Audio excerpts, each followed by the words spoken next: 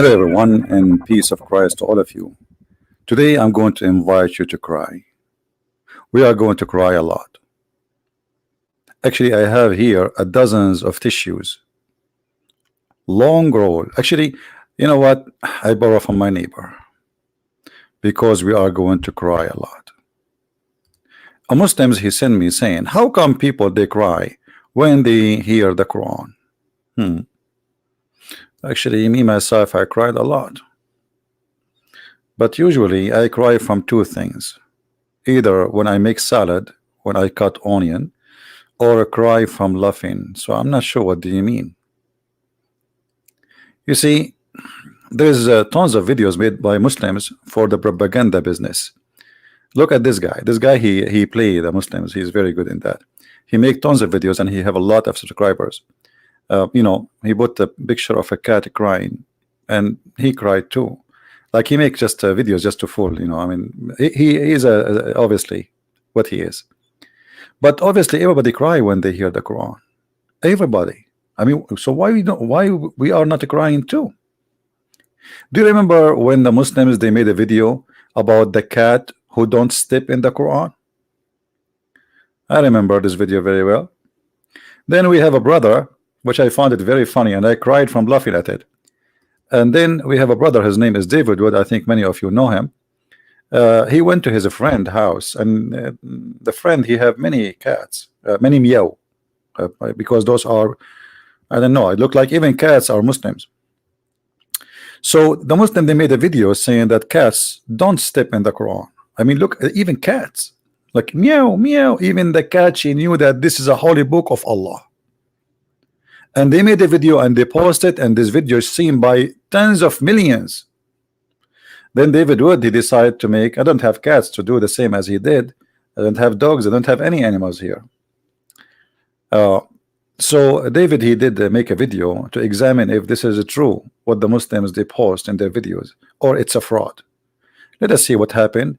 You know, and for sure this is from the account of our brother David Wood, Act 17 Apologetic. You can go and watch the video from there. Let us see the video. Hi everyone. Well, you might notice the background here. I'm at my friend's house and he has a cat. Why am I recording another cat video? Well, I recorded a video responding to a disturbingly common Muslim argument claiming that the Quran must be miraculous and from God because a cat will not walk on it. So I tested that over and over again, and it took me on average about half a second to 2 seconds to get a cat to walk on. Okay, hold on. Let us expose the lies here. Brother and sister, this guy David Wood, he is hiring non-believing cat, brother. Those cats, brother, they are not a believing cat. The previous video, brother, it is about a believer cat. This is not a believing cat. What? The Quran each time. You're kidding. Oh my goodness. Look at those Qurans. But there are people who want to defend this absurd claim. So they replied in hundreds of comments that the texts I was using weren't Qurans.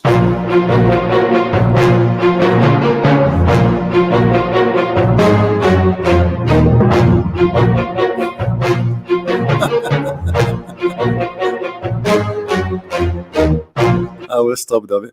I mean, look at the text book. This is not Quran. This is not Quran. This is not Arabic Quran. This is not Quran. This is fake Quran. This is not a Quran. This is not a Quran. That's not a Quran. Look at the comment. Look. None of them is Quran. It's not a Quran. This is not a Quran. Everybody know. Everybody can see this is not a Quran. This is not a Quran. I mean, look at all the Muslims insisting that the cat will not step in the Quran because this is not Quran. The text I was using, here we have a variety of Qurans, which they say weren't Qurans, they were dictionaries. So I heard dictionaries, they were phone books, they were random Arabic books, but they were... Hold on, I saw a phone book. We have to be honest there. I saw, yeah. Is it, hold on, isn't it the Christian Prince who called the Quran yellow pages? Come on, come on. Hello. Yeah, it's a... weren't Qurans. Oddly enough, those same people would complain that I set the Qurans on the floor. Odd complaint if they're not really Qurans. But let's go ahead and flip through some of these books to see what they actually are.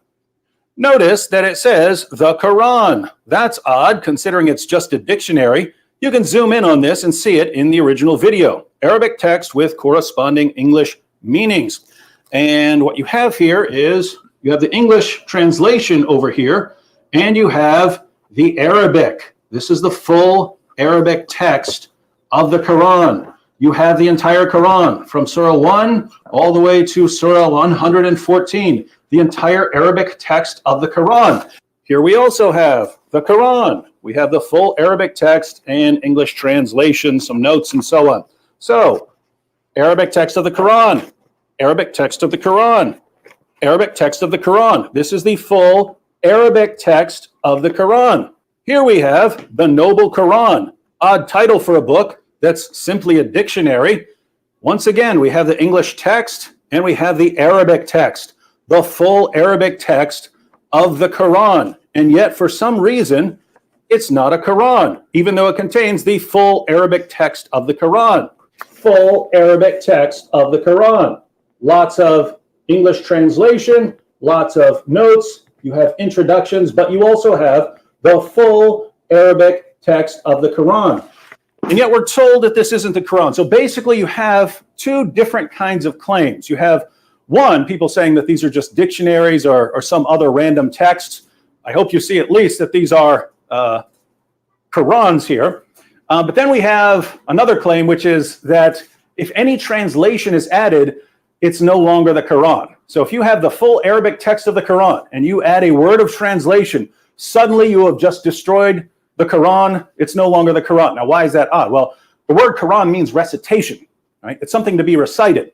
You write it down in the text because that's the text that is to be recited. So if you have the text in Arabic that's to be recited, then you've got the Quran. But according to our friends out there, it's not the Quran if it has an English translation beside it. So notice, if you were to say that you have the entire Arabic text of the Quran memorized, if you went to classes and memorized the entire text of the Quran, if you know the translation for any one of those verses, you don't have the Quran memorized because you've also got another language in your mind. See how silly this is? But I aim to please, my friends, and so we're going to put this to yet another test. Our friends say that these Qurans are not real Qurans because they're not just in Arabic. If they were only in Arabic, then we could actually have ourselves a little test. Well, we're going to go ahead and have a little test here. I have a can of cat food. Remember, that was the original claim. The original claim. Hold on. Do you see, guys? Do you see? He is using, let me tell you why the cat is coming. Now we know why the cat coming. He is using a very yummy food. I mean, those cats will die to eat it. Hello? Like, come on. Like, you see? Okay. See the kuffar trick? See? We knew the trick. Is that a cat will not walk on a Quran, step on a Quran for food. We're going to test it. Will a cat step on the Quran to get to some food? Let's test it with some Arabic text. So we have here a variety of Arabic Qurans, and we have some delicious cat food. The cat is walking without food anyway. Want that? Hey, look, where's that cat stepping? Where's the cat stepping? What is that? Man. Very disturbed at how quickly that cat stepped on the Quran, and it's currently stepping on multiple Qurans. What's wrong with this cat? What's this book? You tell me what this book is. This is not Quran. This is not Quran. What is it? This is because one comment I see over and over again is just because a book's in Arabic doesn't make it the Quran. Well, hold on. This is the story of Ali Baba and the 40 thief. I mean, come on, you want to fool us? It has Arabic text, yes, but this is Ali Baba story. This is Ali Baba. It's the whole book is 40 pages. It's true, but we're not talking about any book that happens to be written in Arabic. We're talking about what this book is. What is this book? What is it? If we flip through this book, what is it? Is this 50 Shades of Grey? No. Is it Huckleberry Finn? No. What is it? Alibaba, I told you. Is it The Adventures of Tom Sawyer? No. What is this book? I told you, it's Alibaba. How about food that's not fancy at all? What about regular dry cat food? Regular dry cat food. Come on. Come on. Uh-oh. Are you willing to She walk is on that stepping Quran? in the Alibaba That story. Like, what cat is walking right on the Quran. show respect. Wasn't that the claim? Hang on. Because people also said that because I had more than one Quran there, that somehow disturbs the Quran. Come here. This cat is walking all over that Quran. That was the exact challenge, ladies and gentlemen. The exact challenge was whether a cat would walk. Okay. So you are trying to say to us that this was a fabricated video. But brother and sister, I can witness to you that those are fabricated videos. And the cat will never walk in the book of Allah.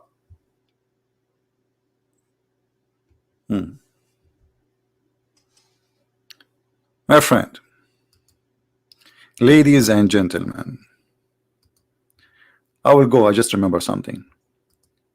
I remember how in Saudi Arabia, Muslims in Mecca, they throw Quran in the sewage.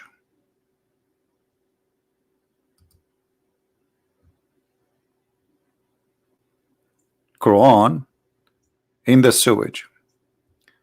Let me find it.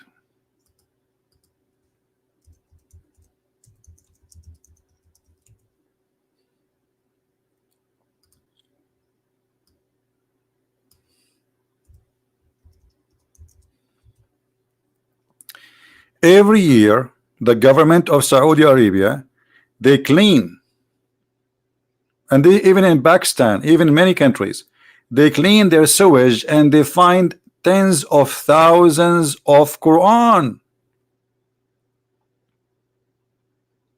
And who is the one who's throwing it there? The Muslims. Those countries are Muslim countries. Do you see it? They are cleaning the sewage. They are cleaning what exactly? The sewage.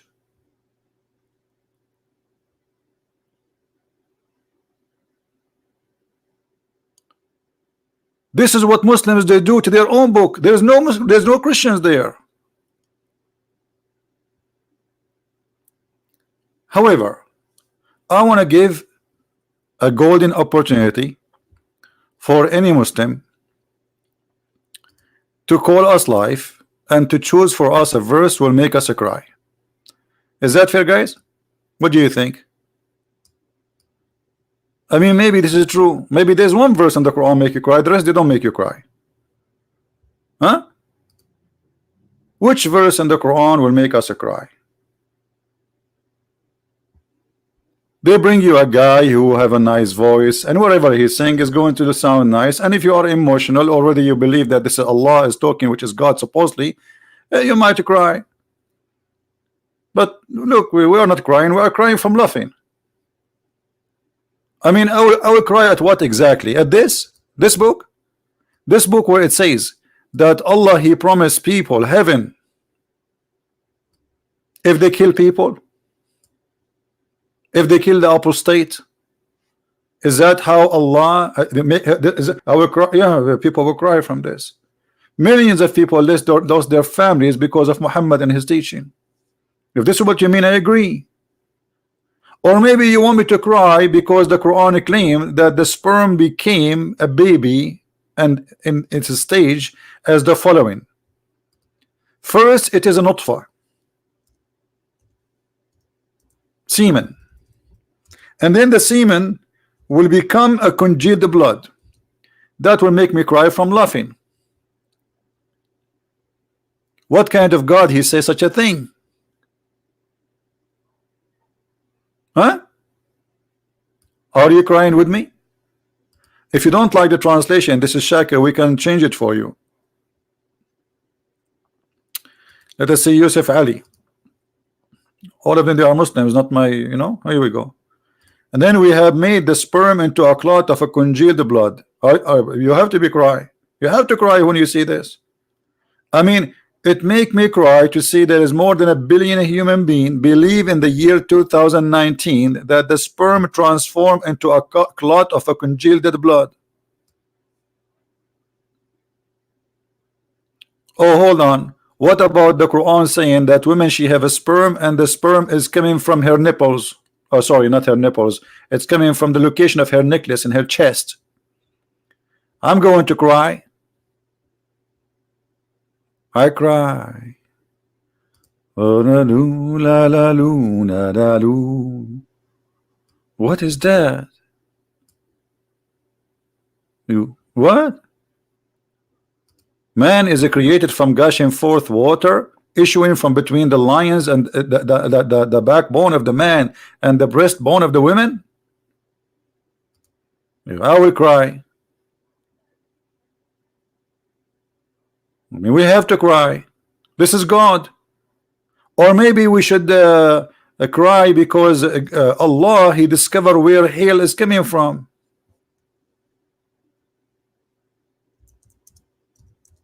Have you ever heard of God? He think that hail is coming from mountains in heaven.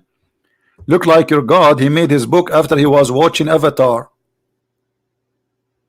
Huh? Is that Avatar? From mountains in heaven, Allah, he bring hail down.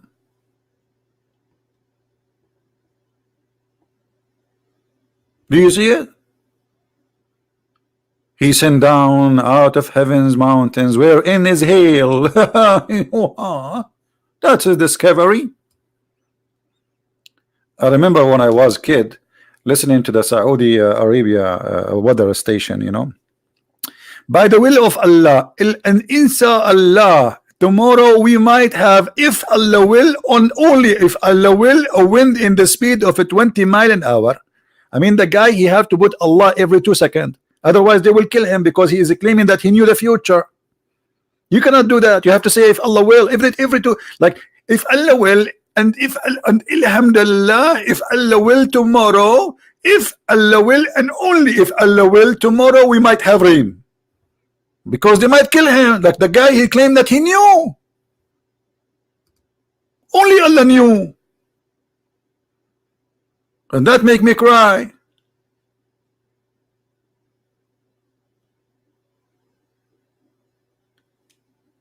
Now, who is a very smart, intelligent believer in Islam would like to call us and make us cry?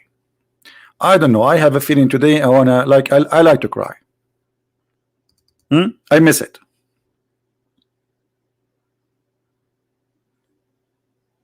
Who wanna do it? Give it a try. As long you can make those people fake videos, you know, people cry, and even if they are not fake, by the way. I mean, this is emotional stuff, but it's not real.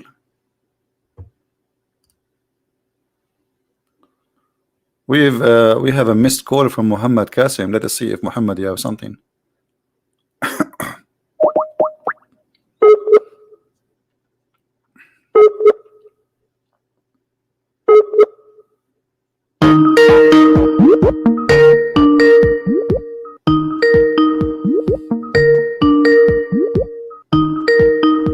Let us see if Muhammad will make us cry.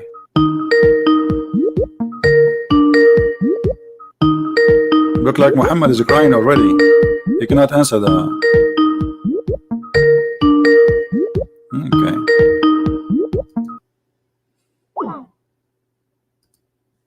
What we can say?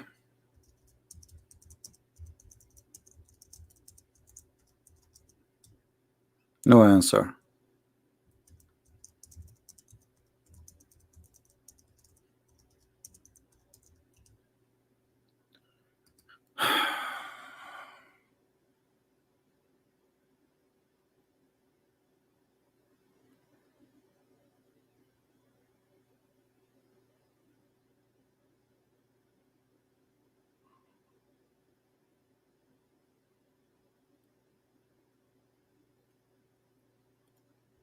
All right.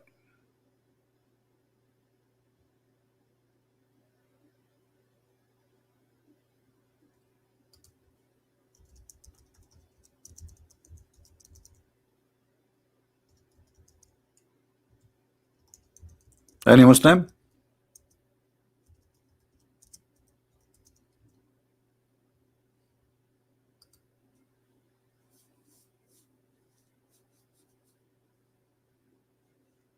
Anyone? Who is voluntarily willing to make us cry? I want to cry.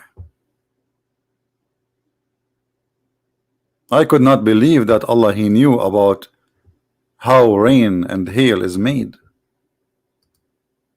I mean, He break ice from mountains in heaven. This is how ice is made. I'm so glad He did not speak about a refrigerator.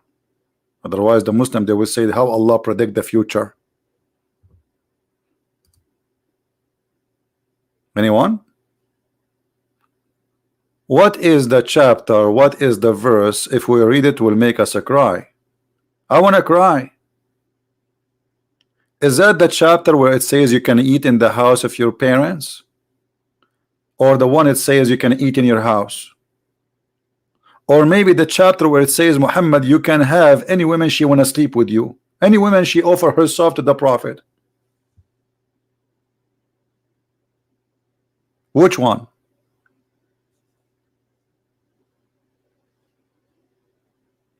All those videos is made to make you, if you are a naive person, to think about Islam, to make you believe that this is really something special. They bring you a guy who have a nice voice and he starts singing the Quran in a language you don't understand, and hoping that his voice will have an impact on you the way he recite. But what about you bring me somebody have an ugly voice and let him recite the Quran? Let us see how many people they will listen. With a nice voice, anything you say, people listen.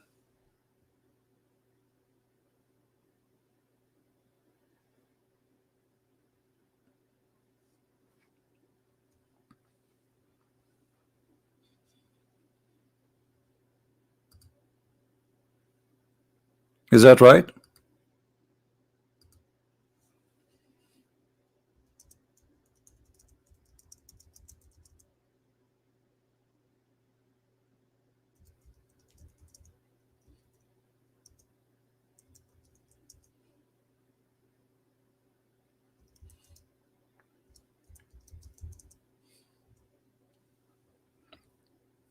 Anyone?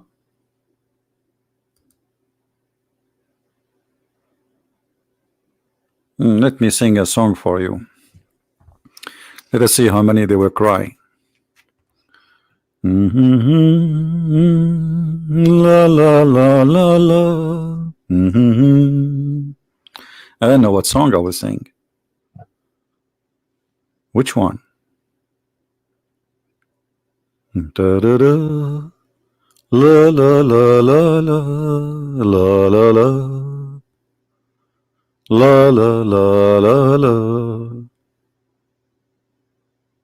Eh? I did not say anything. Can Allah do better? Should I send? Yeah, I will send an Islamic song like backbone, backbone. What you gonna do? What you gonna do when I come for you? Backbone, backbone. I mean, have you ever heard of a God? He believed that sperm is coming from the backbone of the man. So what is testicles for? Are they like a Christmas light? Why men have testicles? They are like a flashlight or something?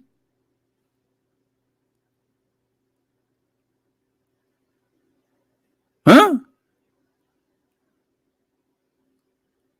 You made me cry. So you know they play for you a book. You do not understand a word in it, in a language you don't speak, and then they bring you a guy, you have a nice voice, and then they say to you, oh, it's like this guy is crying. You make me cry. Here we go.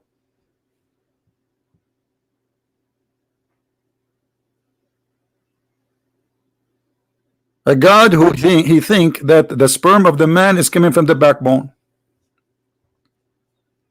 By the way, brother and sister, I have a friend and he have a problem with his backbone. because he don't sit in the cushion, and since he do that, he don't have kids. Because the sperm of the man, and as you know, my name is Dakar Naik, and I am a doctor. What? What? The backbone? And you are a doctor? Well, nice to meet you. I appreciate your science. We cry. For sure we will cry. We are in we are almost 1,000 years, 1,400 years after Muhammad, and you Muslims believe in this? For sure we will cry.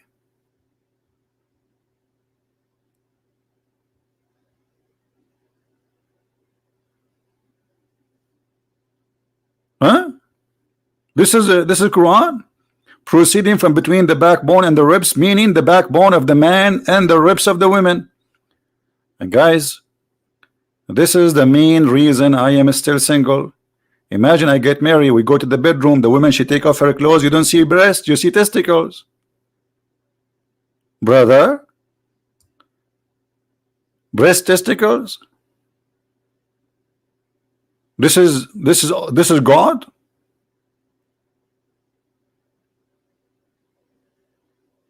I mean, I'm scared actually. Women, they are scary. They look nice from outside, but they don't hold on. Just wait until they take off their, you will see the crazy stuff. They are alien. They are not a human, brother. They are alien. What is that? So you want to tell me that this is God and we cry? We cry at what? We cry laughing. This is a comedy. This is not be from God.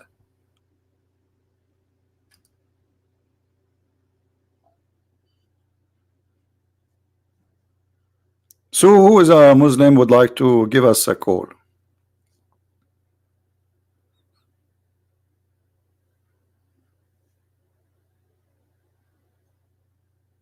Anyone?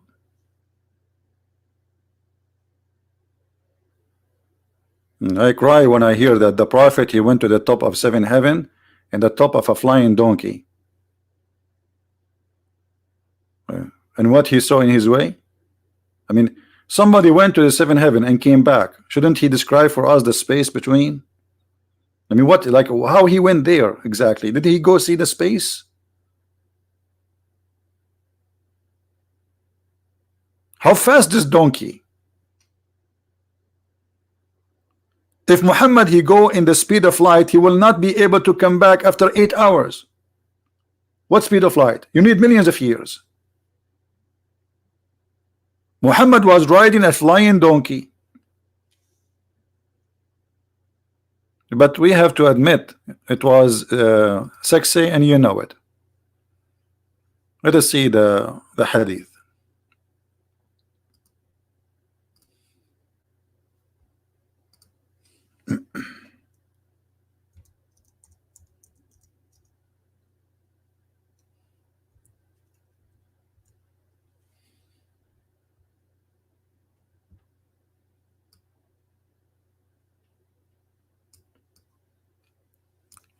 I was brought al-Burak, who is an animal white and long, longer than a donkey but smaller than a mule. Okay, this is al-Burak. This is a spaceship of Muhammad.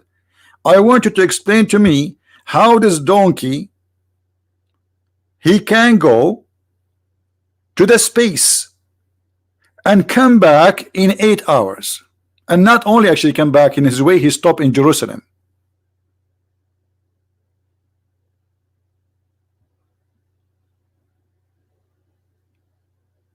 Because even if you go in the speed of light, you cannot make it. You need millions of years. Like nobody knows where the end of this space is. So if Allah is above all the space, at the end of the universe, how this donkey went?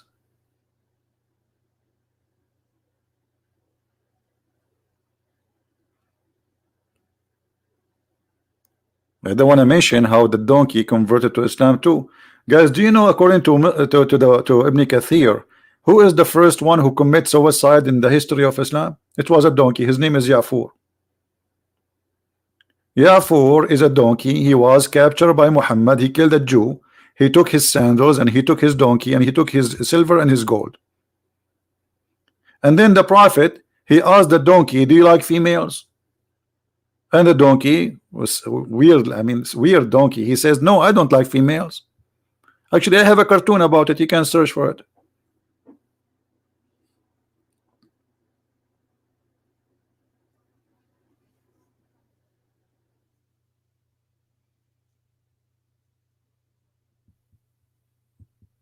Anyone? Any Muslim don't agree?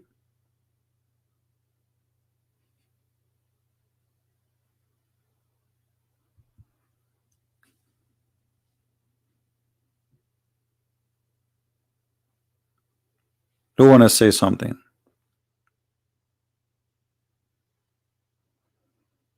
And look, in his way, he went to Jerusalem. I mean, not only he went to the 7 galaxies. And what in heaven he saw who? He saw Isa, he saw Moses, he saw Abraham. I mean, he saw Adam, and Adam was crying. He looked at the right, he laughed. He looked at the left, he cried. I mean, what a comedy show. Hey Adam, can you stop this? You are giving me you are making me dizzy, man. He looked at the right, and then he looked at the left, and he started crying. And why? He a prophet, he asked him why. He asked Jibril why Adam is doing that. He said he looked at the right, he find those who will go to heaven. He look at the left, he find those, he see those who they are going to go to hell. Like, what a comedy.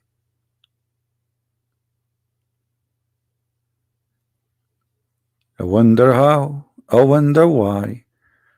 You told me about the blue sky and all what I can see. Just an idiot around me. I turn my head up and down. I turn it around, and I don't see Al Burak even near me. There's no witness, nobody saw it, but he went and came back, and don't ask me.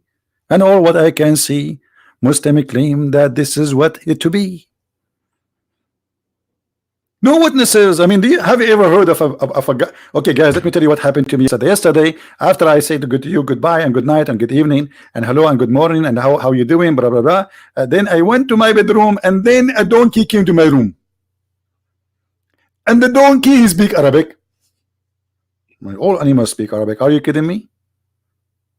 And he said to me, Allah, he want to see you. I jump in the top of the donkey, and he kicked me. He said, you cannot do that. I said, so what I would do? He said, I am a respectable donkey. So I said, okay, how I'm going to go with you? He said, walk with me, and we walk together to heaven. True story. Prove me wrong.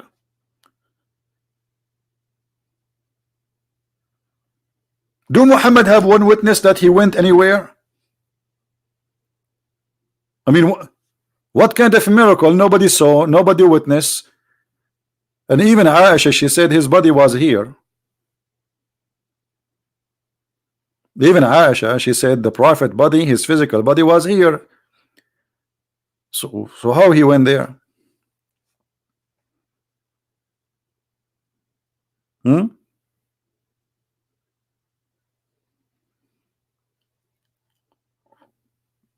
Anyone?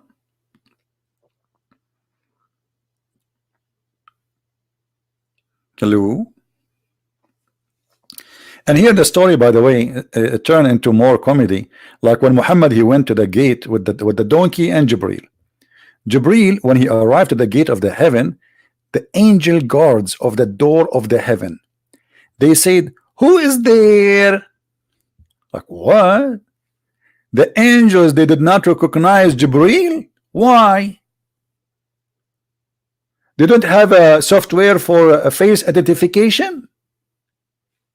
This is Jibril, the most important angel for Allah. The guy who is going backward, forward, backward, forward. I mean, come on, how many times a day they see him? And now they are asking him, who are you? He said, Jibril. Look. Read carefully with me. Jibril then asked the gate of the heaven to be opened, and he was asked who he was. Like, what? Like what? What? Who are you? Like what? This is the supposedly this is the head of the angels. Like, who are you? I'm Jibreel.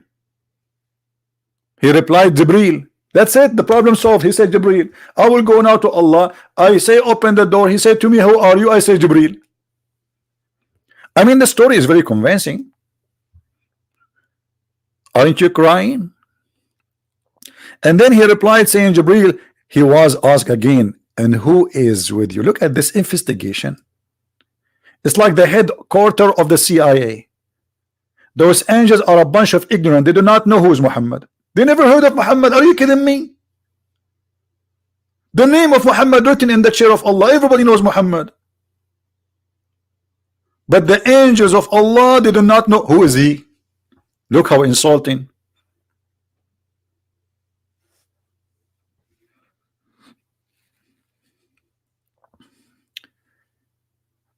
There's a guy, an Arab guy. He have his cousin coming to visit him. The cousin asked the visitor, he asked his cousin, why his name is Johnny. He said, Johnny, why everybody say hi to you? Cousin, I'm here very famous. It's really, I'm very, very famous. Everybody know me. Man, that's really good. So one day they are in Italy, you know. So they went to the Vatican. And the Pope, he was making a speech. Johnny, he said to his cousin, I'm going to say hello to the Pope. Okay, just wait for me here. The cousin, he was suspecting that his cousin really is so famous. So he asked the guy, when his cousin stopped in the stage to say hello to the Pope, he asked the guy who was standing next to him. He said to him, hey, by the way, do you know who is that guy there in the stage? The other guy, he said to him, the guy next to Johnny, you mean? I do not know. The Italian guy recognized Johnny, but he could not recognize the Pope. And this is exactly what the Muslims are saying to us. Johnny was more famous than the Pope. Like, you mean the guy in white next to Johnny? I don't know him. But Johnny is known, but the Pope is not.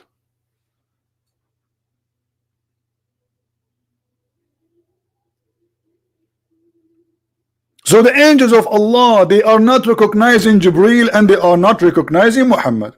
How they recognize them? What's your name? I'm Jibreel. And who is he? Muhammad. Nice to meet you. And that is a story will make me convinced, and I'm going to cry. I cry. Look, we have 777 watching the video now. We don't have too many today. I don't know why. James Bond.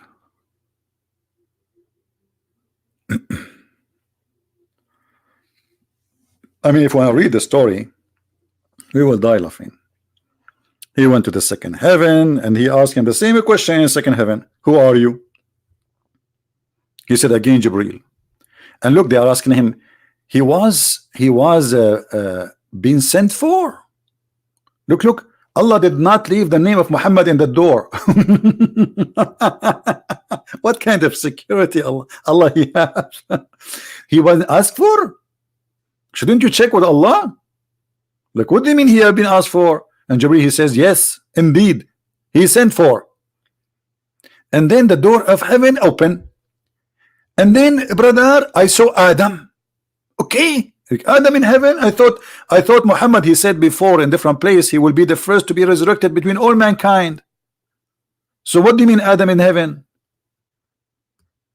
And he welcomed me and prayed for my good.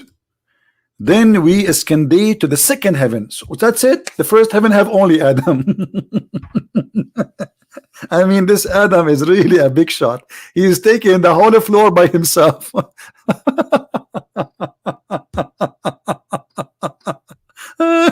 Okay, unbelievable. I'm crying now. Adam alone in the whole floor. I mean, what is Eve? Eve, she cannot be there because she's a female. Adam is busy with his versions. Yeah, Adam, how are you doing? I'm busy. What are you doing? I told you I'm busy. Busy? You doing what? First of all, I did not say to you I'm busy. I said I'm busy. I'm busy. What does that mean? Don't. Okay, I'm doing like the bees. I did not get it, Adam. What do you mean? I have a lot of flowers around me. I'm getting their nectar. Busy. Did you get it? Okay, sorry. Adam is busy with the virgin. And then he went to the second heaven, and they asked him the same question. Look. Then we went to the second heaven. Jibreel asked for the door to be open. The same story, and it was asked who he was. He answered, I'm Jibreel. And he asked again, who is with you? Like, what's wrong with this security? Are we going to do that? Each time we open a door in the heaven, he has 7 doors.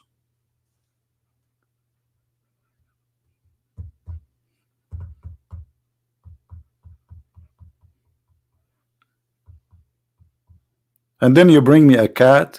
She don't walk in the Quran.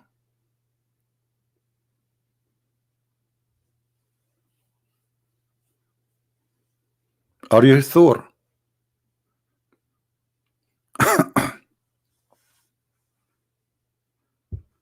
New story I found. What do you mean new story? There's no new story for Christian Prince. All stories are old because me and Allah, we are together in same classroom. Actually, it was my idea to create the version. You know, because one day we were making hummus, and I said I need to use virgin oil. Allah, he heard the word virgin, and he bingo got the idea. He said, okay, I'm going to create women who they are virgin. Not only oil is virgin. I said, Allah, but this is very dangerous. He said, why it's dangerous? He says, because well, if you and they lose their virginity, then will happen. He said, don't worry, be happy. I will make them virgin again.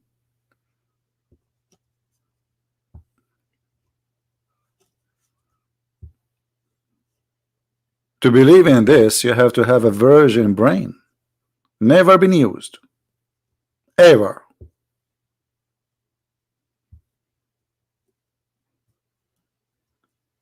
Do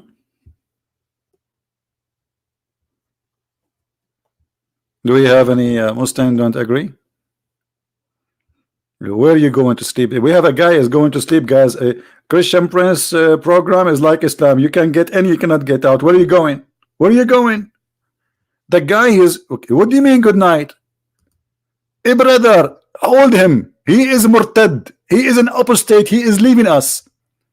You cannot go. How we can grow in number? Good night. What would you think? That's it? You can get in so easy and you leave as you wish? Hello? Crazy people. You get in, you cannot kill, you cannot leave. That's it. You stay here until Judgment Day.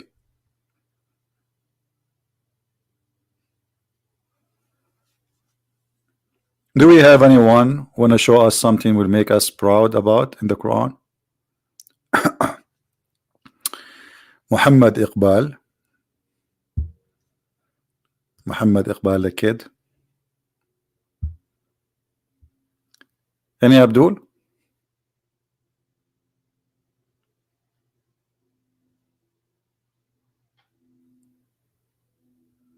Anyone?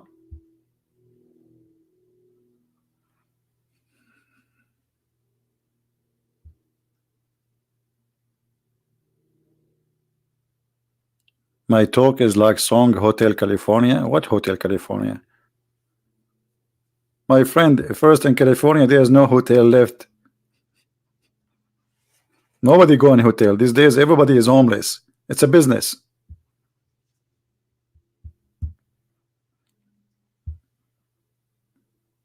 You go, you open a tent in the side of the road. They give you free food, free drink, free electricity, and you are the good guy. Now you want to go to work. and the government support you. So change the song. Yeah, it's not a Hotel California. It's called, it became Tent California. Why you cannot call Skype? I don't know. Ask Allah. What are you going to blame the Jews? If you cannot call Skype, obviously Allah is not supporting you. Isn't it the Quran says everything happened, especially the bad one, is by the will of Allah? Brother, is it true or I'm making things up?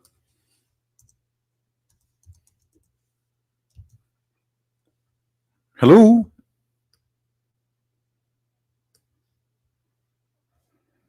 This is the Quran saying all bad things happen to you by my will. So do you think you cannot call me because of Allah will?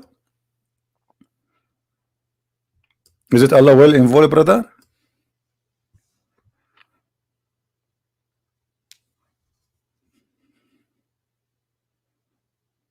So if everything happened in this earth is bad, happened by the will of Allah, why you blame the devil for bad things?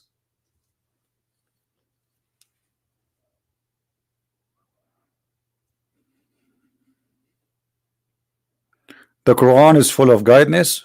Hold on, I don't know if this is the true Muslim Abbas or this is something different. I'm not going to respond until I'm sure that this is the same guy. I think it's just a joker. If you are a joker, I'm going to ban you, Muslim Pupper. Do we have any Muslim want to say something?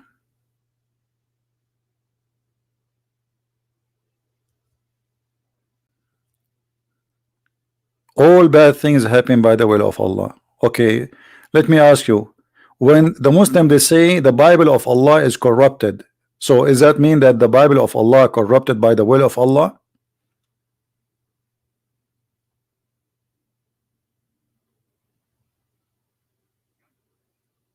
Somebody saying to me, you are a donkey.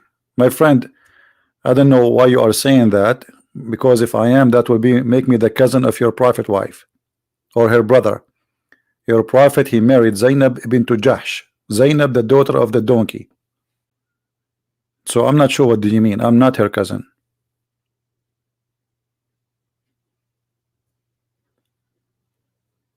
Any Muslim? Was the Bible of Allah corrupted by the will of Allah? The Quran says yes. Any bad things happen in this earth by the will of Allah. So who is a Muslim and explain to us why Allah he corrupted his book? Don't you think he is like he's mad, he's crazy? I mean, this is your book. Allah is working against Allah.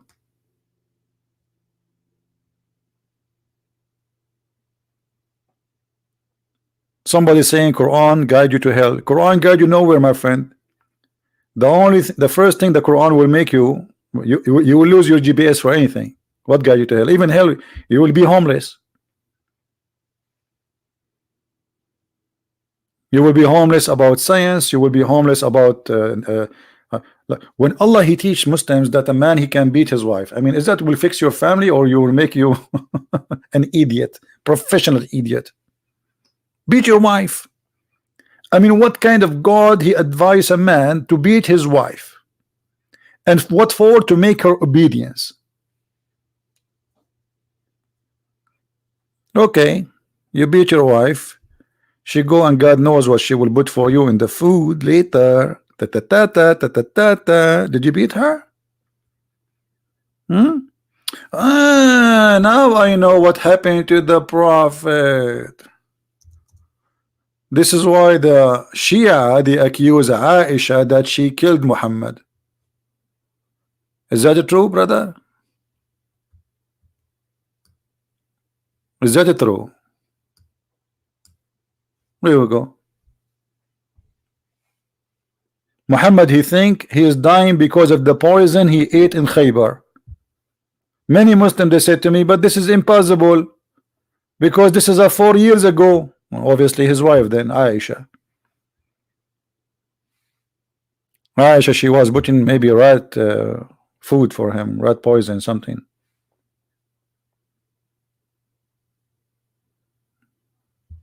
Hmm?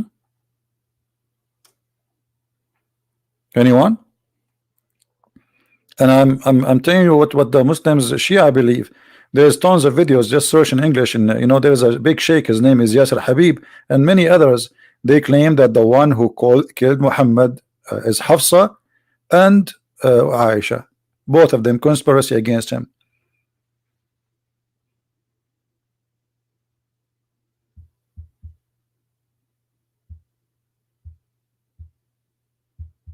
Anyone? So you made me come here, go live on air, and yet nobody wanna call us to show us one verse in the Quran will make us cry. Very embarrassing. I'm really disappointed.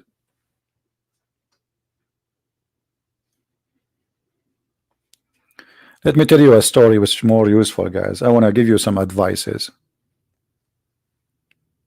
Okay? I like really to advise people and help them in their lifestyle. Brothers and sisters, yesterday an angel came to me and he said to me, you can eat in your home. And now I'm going to explain to you the benefit of eating in your home. A prophet, God told you that we can eat in our home. Yes, brother. A prophet, I was eating in my home all my life. A brother, still it is Allah who told us to do it, so we do it. Prophet, we are doing that since the beginning of mankind. I mean, we're a human being eating his home. Listen, this is not the topic. The topic is Allah, He ordered us, it is okay to eat in your home. But brother, already we are eating in our home. Even the kuffar, they eat in their home. The atheists, they eat in their home. Everybody eat in his home. Hey brother, this is not the topic. The topic is that Allah said it's okay for you to eat in your home. What's the problem? Do you have a problem? If you have a problem, we are going to call our brothers, the Mujahideen. Do you have a problem? No, I don't have a. I understand. I have no problem. I did not say anything. Actually, I agree with you. Allah is all wise, all knowledgeable. All right. Any Muslim? And the brother, Allah told me, if you are blind, you can eat in your home. Hey, brother, are you sure? First of all, don't call me brother. I'm a prophet, and you know it. If you are blind, you can eat in your home. So where the blind supposed to eat? Any Muslim can tell me? I mean, the blind supposedly he eat where? Now Allah given him permission to eat in his home.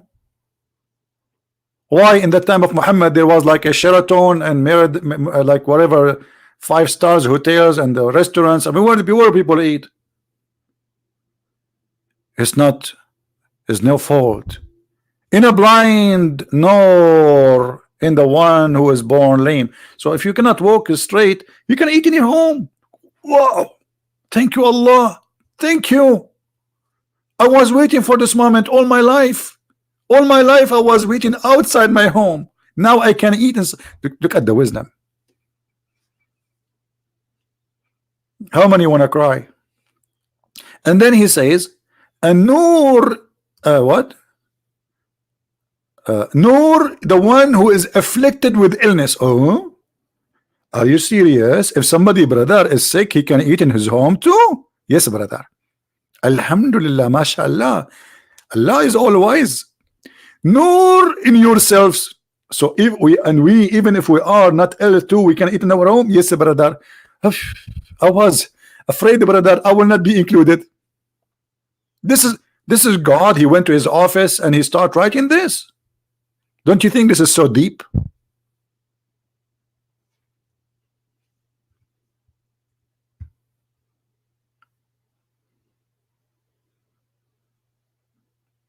By the way, YouTube is very weird. I mean, I'm not familiar with YouTube. Like you see, I came from the Arabia, and by the way, we are the one who discovered the internet. I'm telling you, Even like a very famous Shakespeare, he's an Arab, his name is Shakespeare. But anyway, I'm not going to tell you about how great we are as Arab. I'm looking now at YouTube. I see there's 554 giving me finger. What is that? And then there's 9, the finger up, and there's 9 giving me a finger down. Brother and sisters, I don't deserve that finger. The only one deserve that finger is Allah. Look at this verse. I mean, look at it. Who can make a verse like this?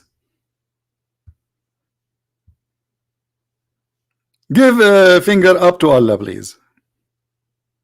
Because the truth is, all the wisdom is coming from his finger.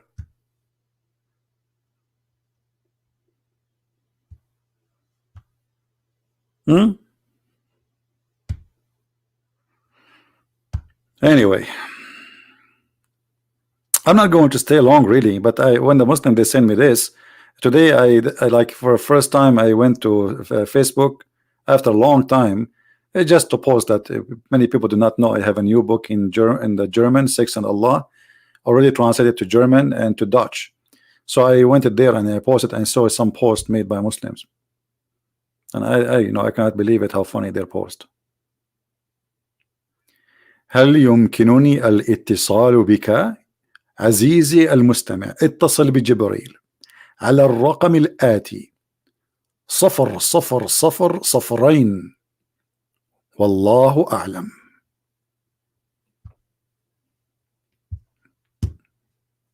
I cannot translate for you, sorry. This is was a verse inspired to me by Allah. Unbelievable. What do you mean stand up comedy? I mean, this American, I mean, English is really funny. Stand up comedian. I mean, cannot you be comedian and you are sitting? Why I need to stand up? Give me a reason. My friend, your reasoning is the same as reasoning of Allah. Stand up comedian. Okay, can't we do it and we are sitting? Like, hello? And honest to God, I'm sitting right now. So you are saying to me, in order to be a comedian, I have to stand up. Okay, I quit. I quit. That's it. I don't want to do it. You do it. You stand up, and I speak. So, do we have anyone want to say something to us? Something smart, something intelligent, something amazing?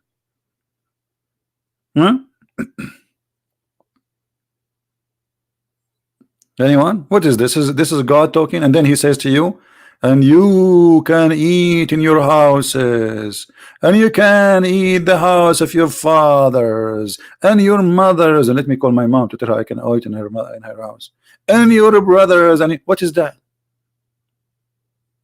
What is that? You can eat in your house?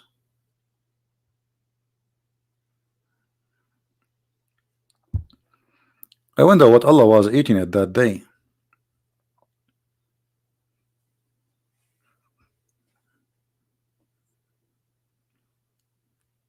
I think Allah, he should have changed the channel. He is watching too much CNN.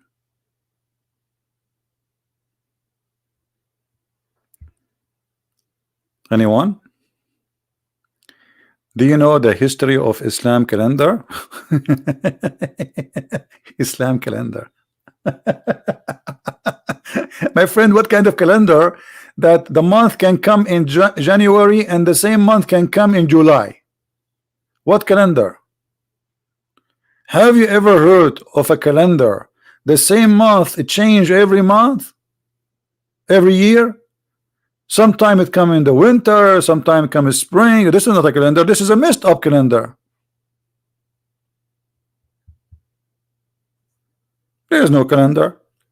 You know, just to give you an example about the calendar of Allah, the Arab, they wanted to examine the knowledge of Muhammad. So they said to him, what is the Ahilla? Ahilla is the crescent moon. They wanted to know why the moon looked like this. Is that the same moon, different moon? Because people, they believe this is different moon. So they are asking you, and look here at the stupid translation concerning about the new moon. You see the word new moon? Guys, do you see the word new moon? New moon. This is the crescent moon. Okay. Now Muhammad, he don't know. Allah will answer. The wise Allah will answer. Look what he said to him. The guy, he went home, he been squeezed by Jibreel. Allah sent him the message. The message is like a serious message, man. And he said to him, they are asking you concerning the crescent moon. Say, it's a sign mark for a period of time to do Hajj. They are not asking you what we are using it for. We are asking you what it is. He ran away from the answer.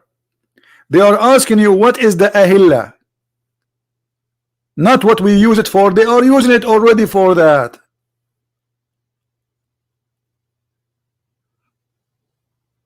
People, do you understand what I'm saying? Imagine I say to you, okay, what is the reason for the moon to look like this? Is that a new moon, different moon? Is that a different planet? Or so? And then you say to me, the moon is used for timing. But this is not the question.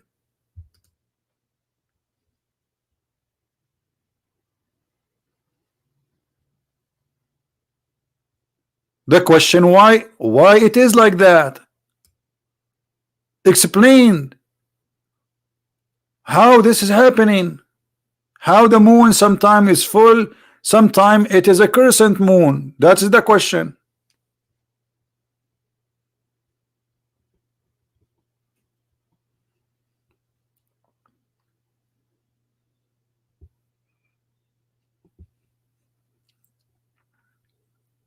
Anyone? Okay, guys, I'm not going to stay long. Don't forget, please, to download my videos before we take them down. We don't leave them for long. I'm working in my book. It's called Allah's Justice, because Allah is full of justice. I mean, He's full. If you open the barrel from the top or from the bottom, it's the same. He's full of justice. I mean, you will see. So I want to finish this book as soon as I can. And this is why I'm not really staying long. Actually, I was away for a few days just working in the book. And you know, I am the same as Allah. I need like to be in the mood of writing. You know? So I hope we will be able to finish it soon. And I will send Jibreel, and Jibreel will publish it. Anyone knows Jibreel? I find it really good that Jibreel, he speak Arabic. I mean, this is the same Jibreel, he came to Mary and he speak Hebrew. But the difference is, when Jibreel, he came to Mary, he said to her, Shalom. When Jibreel came to Muhammad, he squeezed him.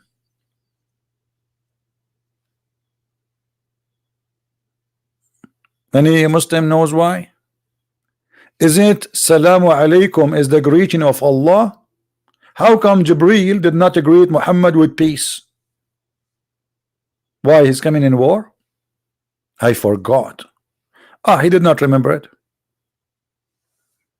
There is a Muslim, he says, Astaghfirullah. That's a good move. That's a good move. Astaghfirullah. But don't you know that the Quran says you ask for forgiveness or you don't ask, it doesn't matter? Because it's your destiny.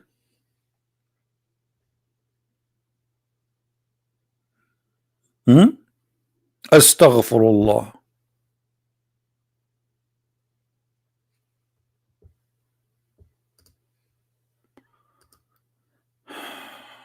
Okay. Maybe we have a Muslim.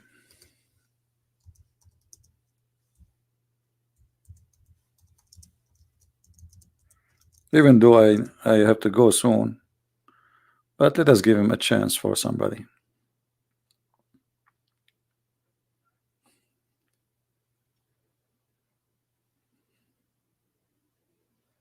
Okay, he's a Muslim.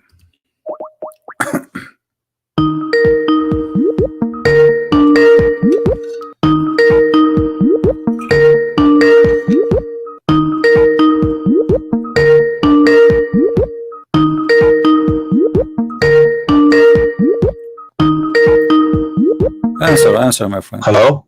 Yes, hello. Yes, I want to give you a verse. All right. So you said you are a Muslim first, right? Yes, And what kind of Muslim you are? I'm a Sunni Muslim. All right. Give me a verse, my friend.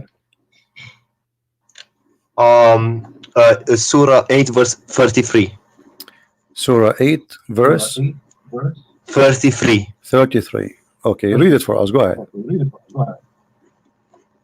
I'll read it in English. Okay. Call upon me, I will respond to you. What? Call upon me, I will respond to you. But this is not the chapter 8, verse number 33.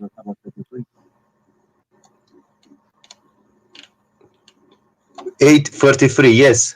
It doesn't Oh, say. sorry. No, I made the mistake. It's 40 60. Chapter 40.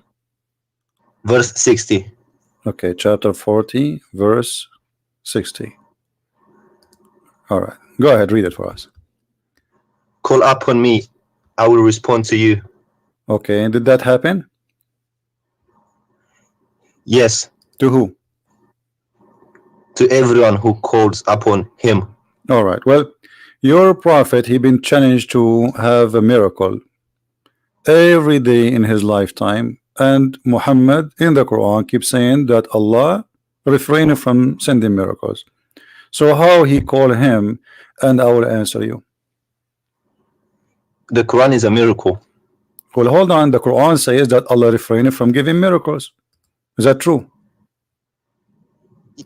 Giving miracles to other prophets. He refrained to give miracles to Muhammad. Muhammad had many miracles. Well, the Quran then is a contradiction, because here we go. This is Quran speaking about Muhammad, not about others. Here we go. Read for me chapter 17, verse number 59. On your YouTube channel, yes? You can read it in your book from your side, doesn't matter. Chapter 17, verse number 59. Let me open it up. And we can open One for second. you any translation you wish. Which translation you like? Which translation is Wait. your favorite translation? Pictal. Here we go, Pictal. All right.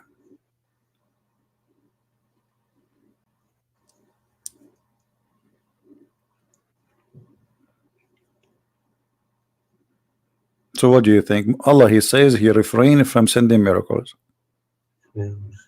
So how Allah, he says in that verse, ask me and I will answer you. And the people, the Arab, keep asking Muhammad, and Muhammad answered them, I have no miracles. Yes, but you know, inside the Quran there are many miracles. Like what? Give me one. For example, that honey is a healer.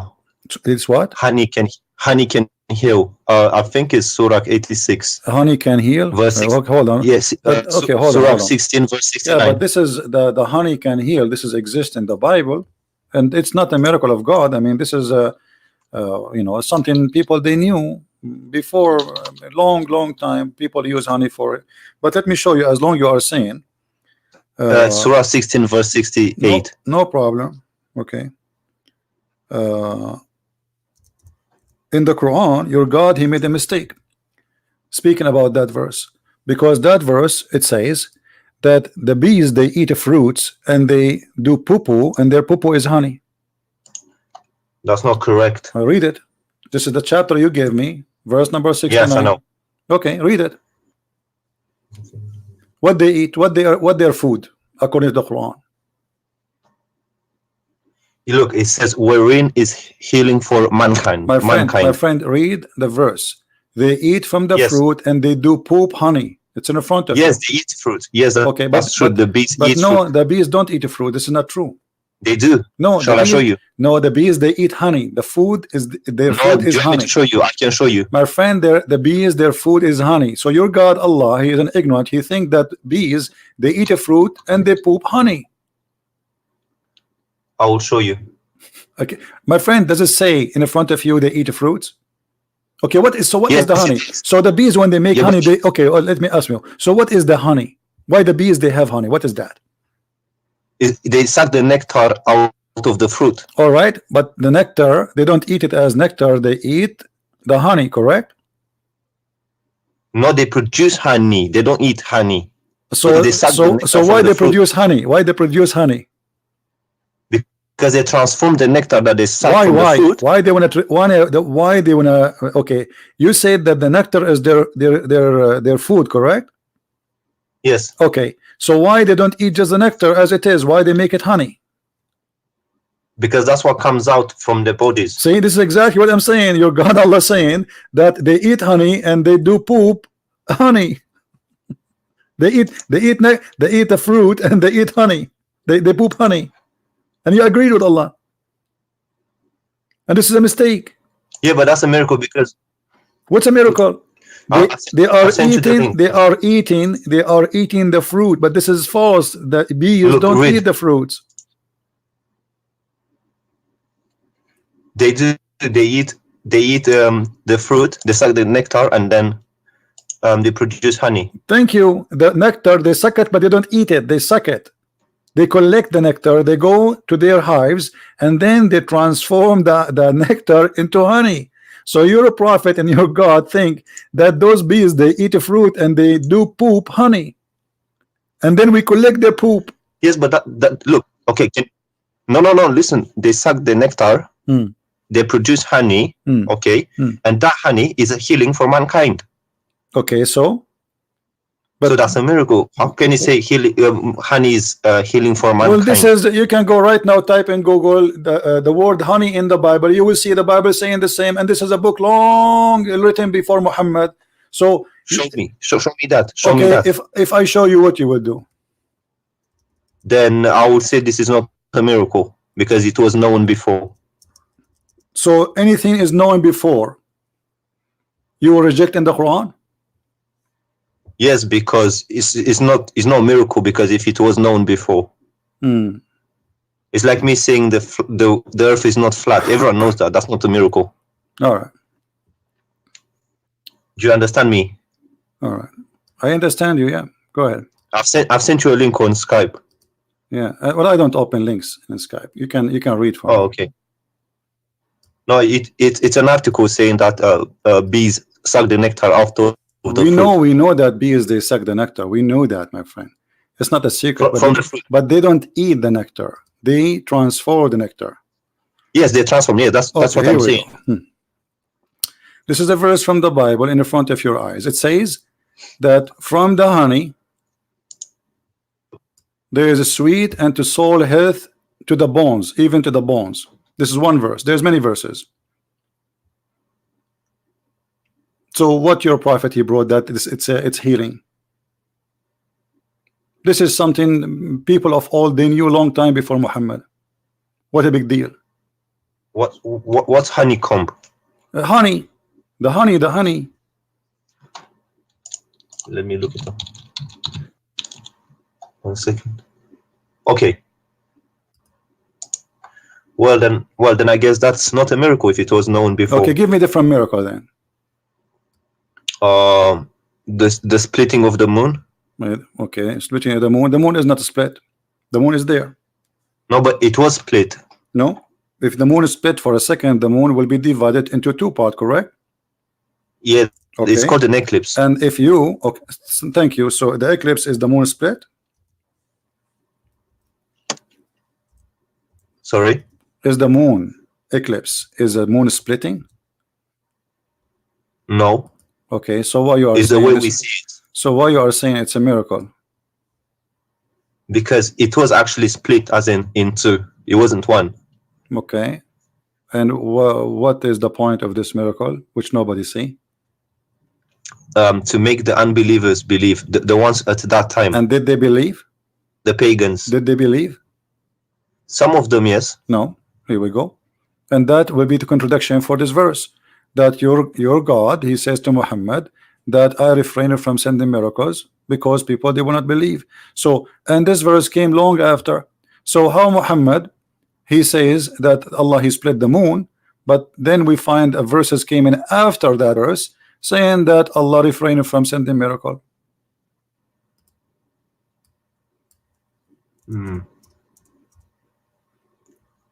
This verse came after the moon, chapter 17, verse number 59. It came after the moon splitting. Okay, so that means there's a contradiction. I don't. Nothing stop us from sending ayat or miracles to the people, except that people of old, they deny it. But this is not true. Christians, they believe in the miracles of Jesus and the miracles of Moses and miracle of the prophet. So this is a false excuse. It's not talking about the Christians. It's talking about the pagans of the Arabia. It doesn't matter, but there's people there, people. Okay, so if people of old, they reject them, and don't you Muslims, you say Muhammad, he married from a Khadija and she was a Christian? Yes. Okay, so this is mean according to you Muslims, Quraysh is there is a Christian people. So No, because What there no? are not in, What no? no, because today there are not Christians in Arabia. We are talking about the time of Muhammad, not now. This is happening in the time of Muhammad, my friend, not now. Yes. Well, So can we go to yeah, can we go to Surah 86 verses 5 to 7? Okay, 86. 5 to 7. Are you sure you are a Muslim or you are making fun of Islam? No, because so you mentioned this before, and I okay. want to explain it to you. Okay, go ahead. Explain it to us. Basically, he says coming from the lions of the man. It's coming from the lions, and that is true if you look scientifically. How? So the sperm is coming from the backbone of the man? No, because in what was the word in Arabic? Solb. For the backbone. Solb. Yeah, but that means lions, right? No, it means backbone specifically. No, because I've looked at other translations, and they say instead of backbone, they say lions. Okay, Go to the interpretation of let me ask you what the lions mean. What that word mean? Genitals from the testicles. This word mean that? Really? Yeah, go to the interpretation of Ibn Kathir. Okay, we'll go to Ibn Kathir. Here we go. It's in front of us. Read. Or Ajal line, they say lions. Okay, they don't, no, it say says backbone. it says in the front of us backbone. And the translator he put between two brackets, which means Ibn Kathir did not say that. He said all lions. Okay, but he said the backbone, right? Yeah, but look, all lions. Okay, what? But even the lions, by the way, they are bones. No, they're not. Here we go. I will take you to the dictionary. Here we go. Dictionary. I'll take it to English dictionary. Here we go. I have it in dictionary in front of me. It says that they are the ribs and the hip bones in front of you. Look, it says the region of the sexual organs, especially when regarded as the source of erotic or proactive power. but here it's this is the translator saying the word lions, but the Arabic it says backbone, and it's still he meant the bone. In Arabic it means both backbone and lions. No, my it can friend. mean either or. Okay, no, this is not true. In Arabic it means only bones and mean exactly the backbone. I've asked an Arabic speaker. Okay, let me ask. Do you speak Arabic? Shoya. Okay, do you know somebody who speak Arabic? Yes, but I have a friend, but he's not next to me right now. This is the dictionary. I will put it for you in front of you on the screen. Read for me what the dictionary says. This is your Arabic Islamic dictionary. This is what the word solb mean.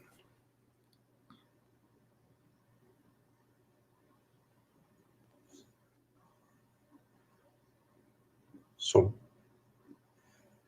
yes, but it can also mean lions, can't it? No, it doesn't. How do you say lions in Arabic? There's many words. I mean, like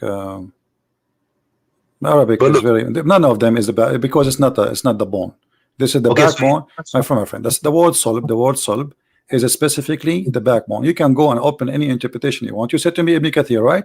Here we go. This is Ibn Kathir. This is Ibn Kathir, meaning the backbone or the ribs of the woman. Do you see it? Yes, but if you go to a Jalalain, let's go to another thing. They also say let us go to a Jalalain. Hold on, I will go to a Jalalain. Remember, remember, this is your choice, right? Yes, I'm just trying to clarify clarify this. Yeah, you cannot. I'm not trying to be my friend, contradict you. You are reading your own Islamic translation, and even your Islamic translation is proving Islam to be false. Let us go to Al-Jalalain.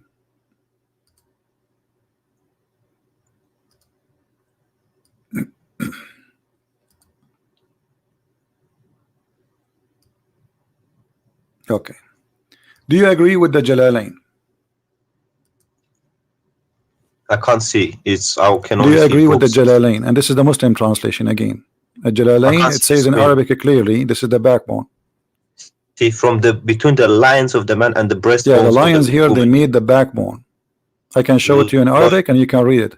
But let me ask you, okay, you know what? I will go with you. Let's just wait. Do you agree with the Jalalain here saying that this is a sperm coming from the man and the women, the lions of the man and the ribs of the women? Yeah. Okay, so do you agree that Allah saying that there's women have a sperm and the sperm is coming from their ribs? Wait, let's clarify the man thing first, and then we'll go to the no, both, because we don't want to argue for false, you know, because you are simply making a statement. You can prove it. I can prove it easy. I can switch right away to Arabic. It says clearly as solved that it is the backbone. Very easy for me. I can do it, but you don't speak Arabic.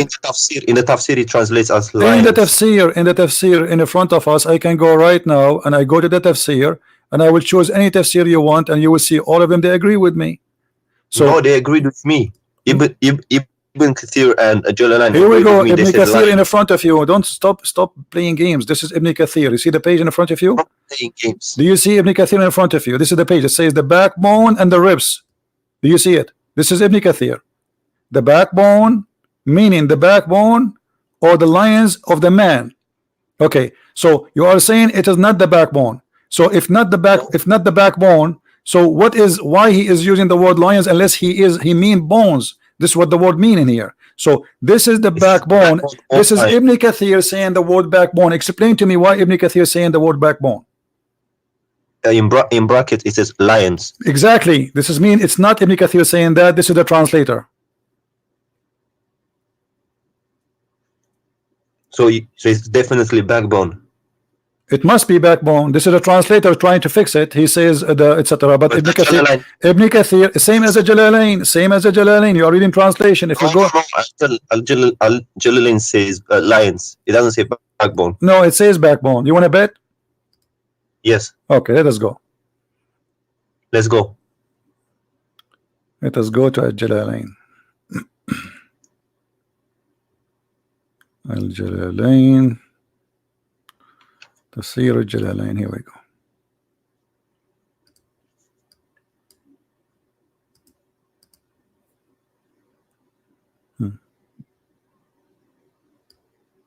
And I can give you a name. يخرج من بين الصلب للرجل والترائب للمرأة وهي عظام الصدر. Did you understand anything?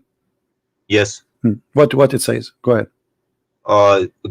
There's a gastric fluid coming from the lines of a man, and it doesn't say line. Why it says the word line? Do you see? Show me which one. Which word? It says which word? Backbone. The backbone. So it's the backbone and the women breast bones. But don't you think this is stupid? Both of them are wrong, because neither the man, neither the women, they have such a thing. Secondly, the women don't have a sperm. Number three, how in the world women who don't have a sperm at all, yet he claimed that her sperm is coming from the location of the necklace? Well, the first part is true, but the second part I don't agree with it. But okay, so you are saying to me that Allah he did lie in the second part according to you? No, there's a doctor. It's called Dr. Moore who agrees with I know this Dr. Moore. statement. Dr. Moore, he did not speak about this, and the Muslim follow him. They speak about the nutfa. This is a different story. Yes, but he agrees with this statement. No, he did not agree with this, because then he never mentioned this. Don't lie. Dr. Moore. No, Dr. Moore, they give him the verse about nutfa, and they lied to him, and they said to him the word alaqa mean a leech, but the fact the word alaqa does not mean that in the Quran. Yes, alaqa is a congealed dead blood. And we can show all Islamic interpretation, and they will get all those Muslim liars busted. They lie to this guy, lying to him, says this is what it's mean. The guy don't speak Arabic, but it doesn't say that. Yeah.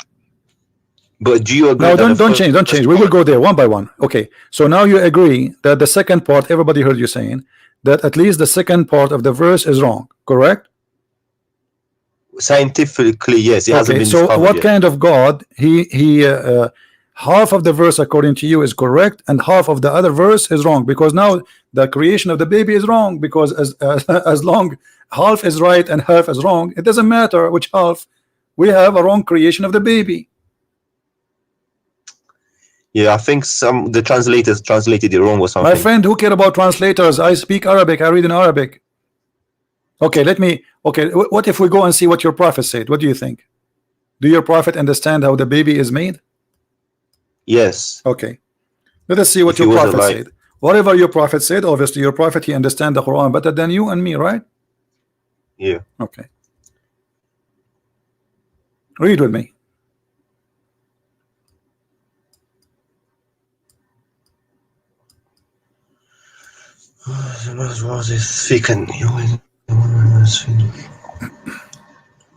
It's thick and white.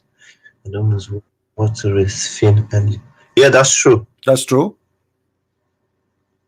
Or That's the true. resembling part, I don't know about the resembling part, but the water being thick and white is true. And Okay, what is the is water? finished. When Muhammad, he says the word water for both water of the women and water of the man. What is that water?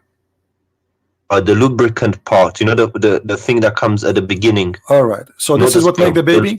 This is what make the baby. No, that's not true. But this is what the Quran, this is what the Hadith saying. Which of them comes first? The child will resemble the parent. The thing about the water is true, but the resembling part, I don't think so. So you are saying to me that your prophet and your God Allah, half of their sentence is true and the other half is stupid. Is that what you are trying to say? There has to be an interpretation behind it. My friend, giving the interpretation, here we go. He's describing for you. He claimed that man, he have a sperm and it's white. He called them both water, and it's gushing forth. This is the same the interpretation for chapter 86, verse number 6 and 7. So the man water is thick and white. The women water is thin and yellow. And whoever of them comes first, the baby will resemble the parent. So about who comes first, who is going to control. But the water of the women, which he's talking about, have nothing to do with the baby in any way.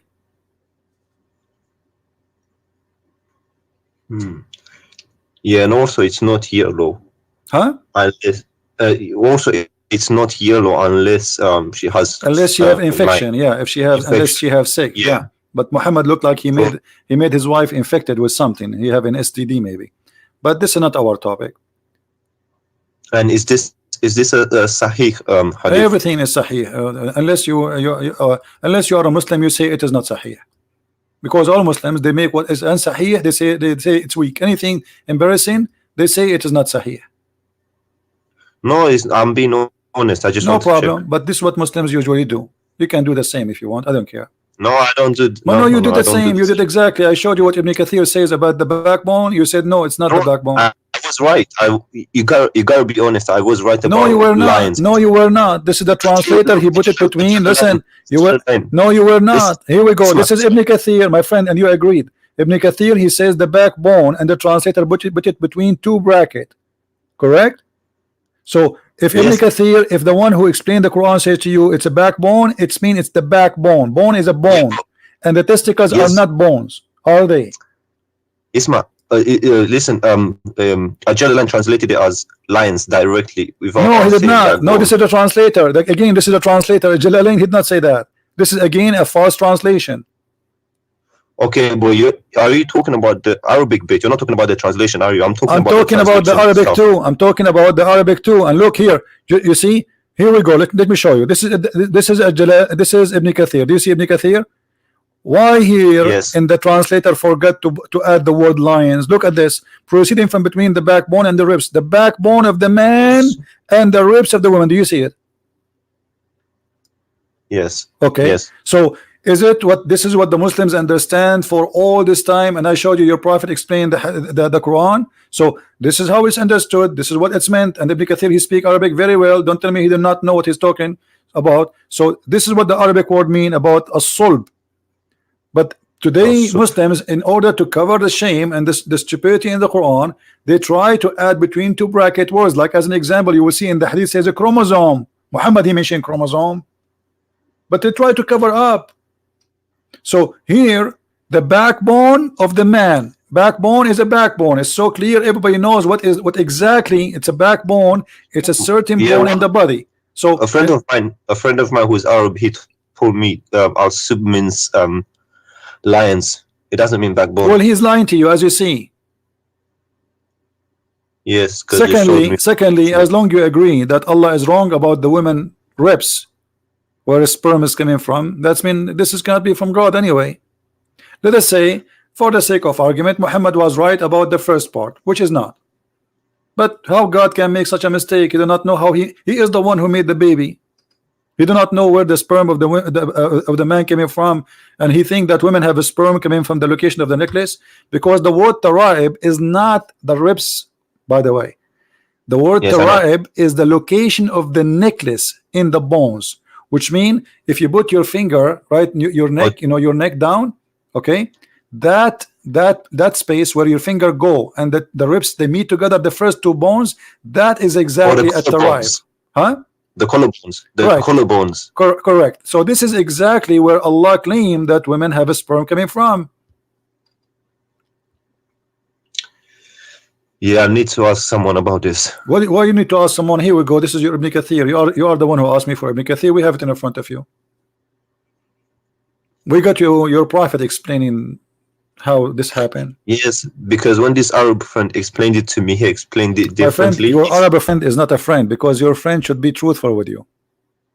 If he is a friend, he's a liar. And as you see, I'm not showing you anything from my own. This is your Islamic web page.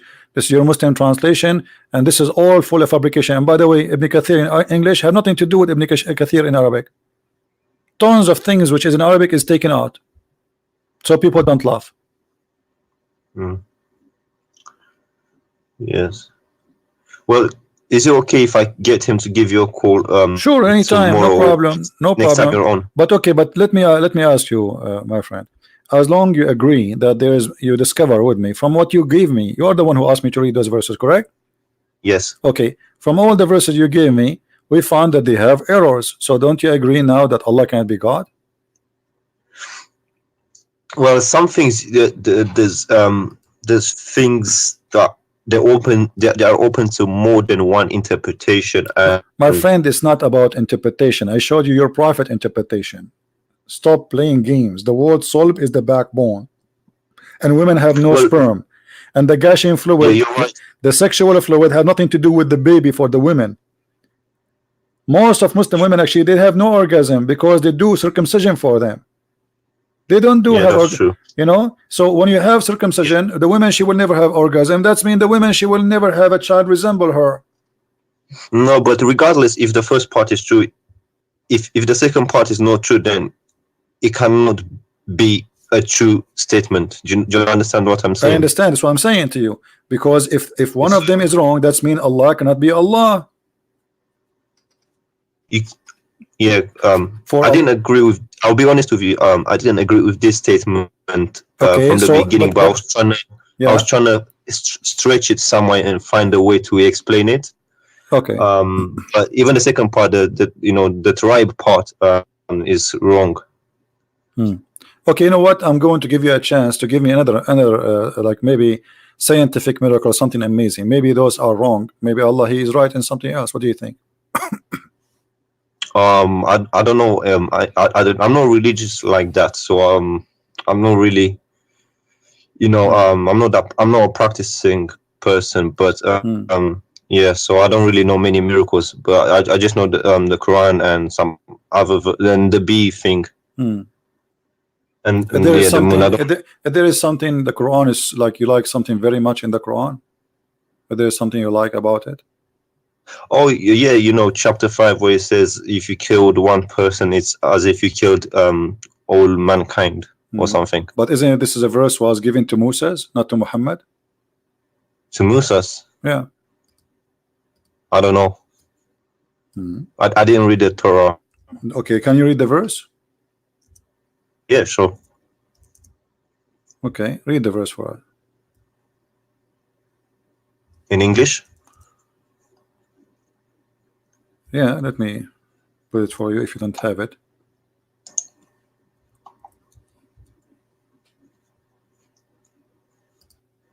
This is for the Jews, not for Muslims. Muhammad, he was killing people left and right.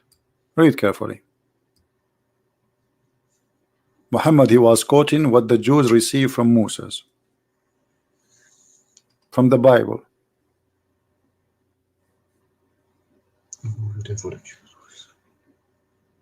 Not in a retaliation of murder.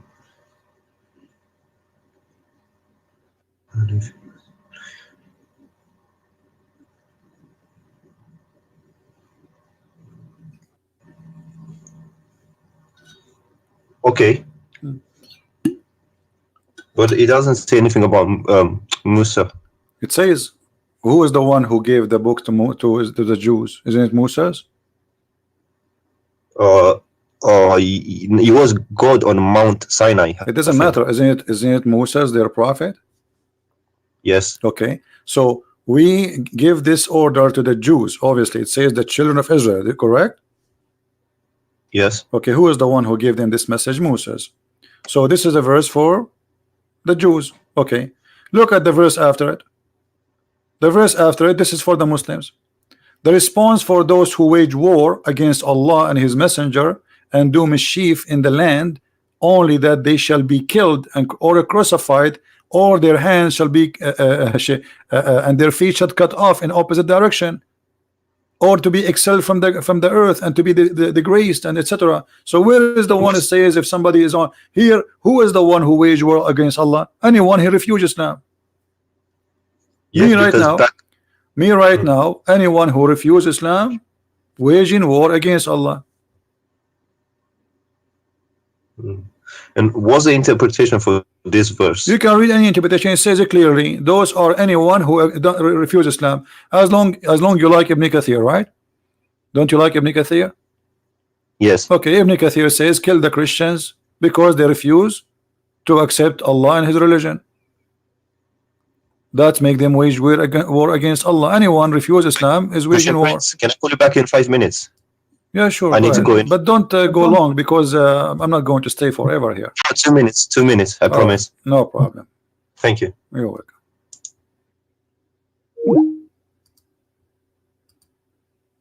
He will leave Islam sooner or later. If he is really honest, he will leave Islam.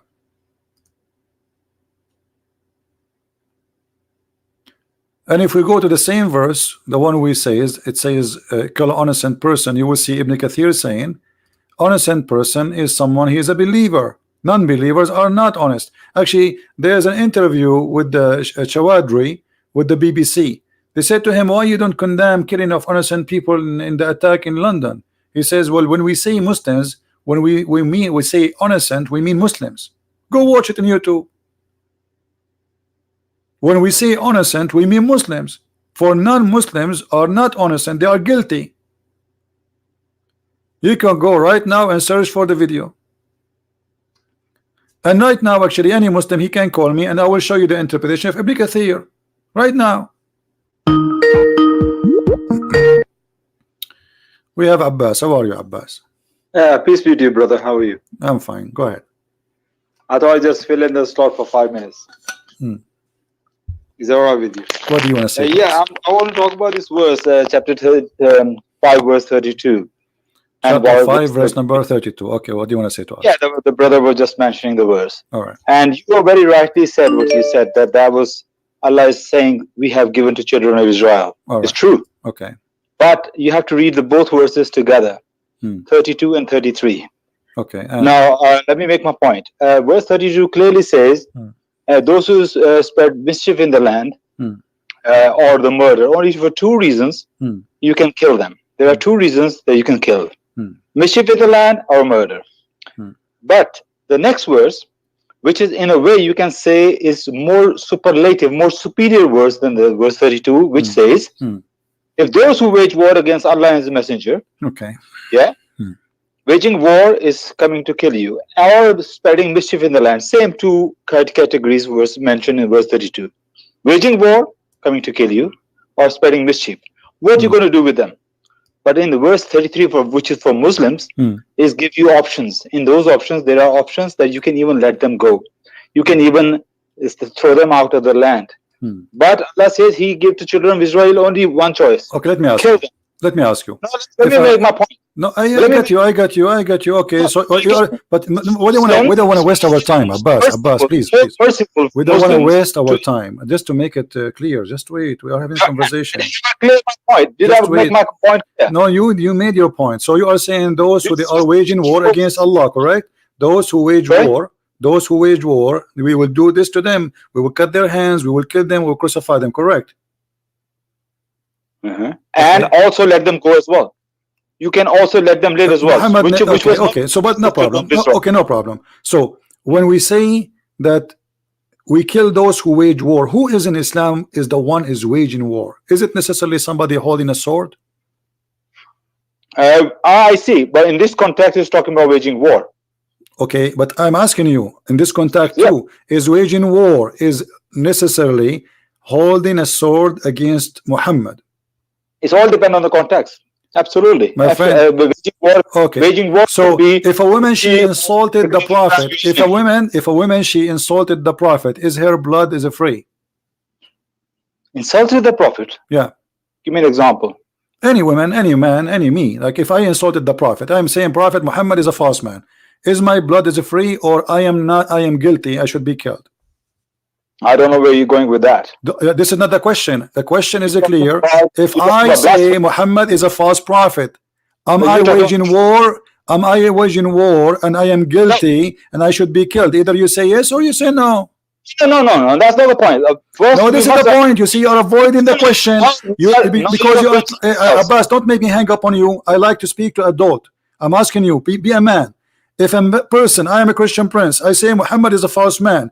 Am I guilty, deserve to die for saying Muhammad is a false man? Yes or no?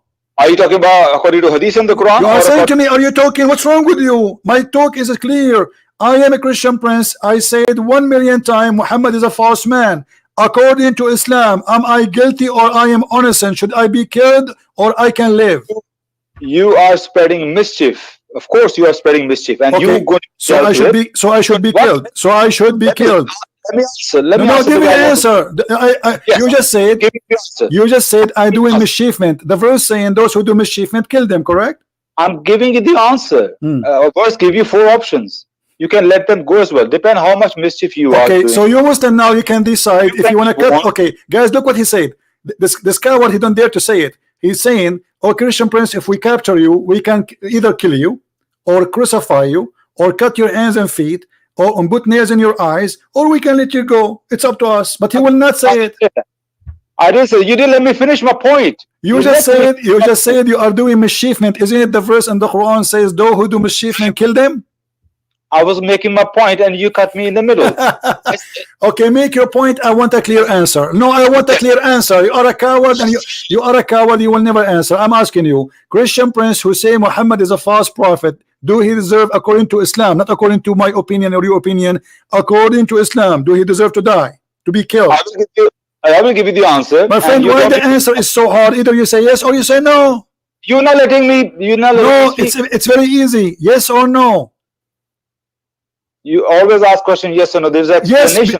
Yes, then you can explain yes or no, because the answer should be one of them. It cannot be both. Okay. If I say Muhammad is a false prophet, listen to me now. Listen to me now. If you spread a mischief, you're going to be warned. You're going to be told, please don't do that. You got to stop it. Abbas, it's really bad. Listen to me. Finish. Okay. Let me finish. Then you're going to be warned. But if you don't stop, you keep spreading it. Then these 4 punishments will apply on you. One of them. Okay. Yes. Muslim, they send me 1 million warning, saying to me, stop attacking the Prophet. So according to you, you have a duty to kill me now. No. It is the government, not individual. Individual have no right. Who is the one who have the right to kill me? it will be the governments. It will come through the legislation. What government? What government? What government? Islamic government, right? So according to you, okay, according to you, I should be killed by Islamic government, correct? No, it's their decision, not my decision. No problem. But according to you, you just said, everybody heard you, because I say this is waging war against Islam. I am saying things against Muhammad, so I should be killed by the government. That's what you said. Are you going to be banished from the land? The four punishment will be. Get lost. Mischief is. Get lost. I don't respect you. You see, I have to play around the bushes to get an answer with those people. I have to shout, I have to scream, you have to play games with them. They are like, you know, you play cats and dogs, and you know, I mean, it's a shame. It's a shame. They have no respect to themselves. I mean, the answer is so clear, but because he live in the West, because he knew he cannot say that, because he knew that this is they might even go after him if he says that. So he don't dare the coward to say it. They are not proud about their religion no more. They're potatoes. And here we have a story about a woman. She insulted the Prophet.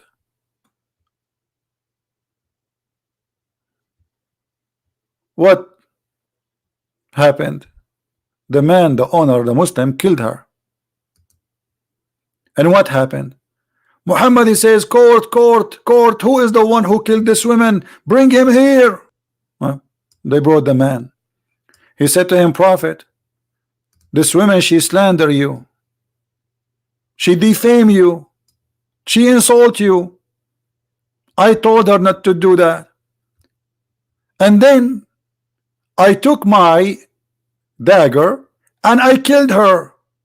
I inserted my dagger inside her stomach, and she was bleeding, showering her child, which was between her legs. And this is why I killed her. And then the Prophet, he's the judge, he's the Prophet of Allah, he is the government of Allah. He said, well, here I bear witness that her blood is for free. She's a woman, she is not even a man. Her blood is for free. And this potato, he will say to me, this is not sahih. It's sahih. Do you see how we get you busted? Or what the women did? She insulted Muhammad. She don't like him. She believe he is a false prophet. The man, he killed her. And look here, maybe the man is lying. Maybe this is not the reason he killed her for. Muhammad, just because he said she insulted you, he said, okay, her blood is for free. So when they say to you, in Islam, we fight only those who fight us, this is what fighting them mean. You refuse Islam. Is it Muhammad, he says, I've been ordered to kill all mankind unless they convert to Islam?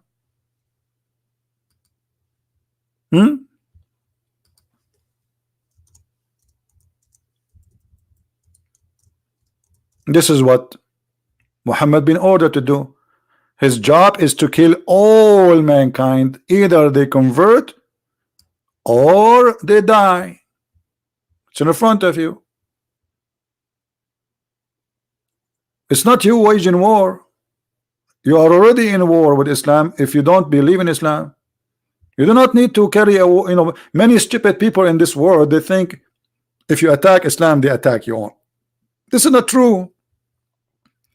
Muhammad, he sent 3 letters to 3 kings saying convert or else, convert or die.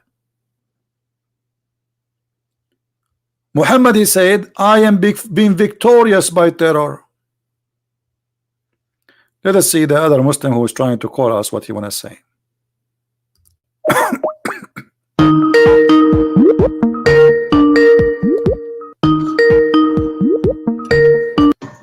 Yes, I'm back. Can you hear me? Yes, Saad, how are you? Yes, I was listening to the person that called you before. Okay. Yes, yeah, and I read the verse and I also read the tafsir. It's if you are completely honest, you can't deny the fact that it's talking about the children of Bani Israel. I am the one who told you that. Yes, and I went to read the interpretation, and Okay. yes, I can send it to you on Skype if you want. Yes, but this is what I said. I said this is about the children of Israel.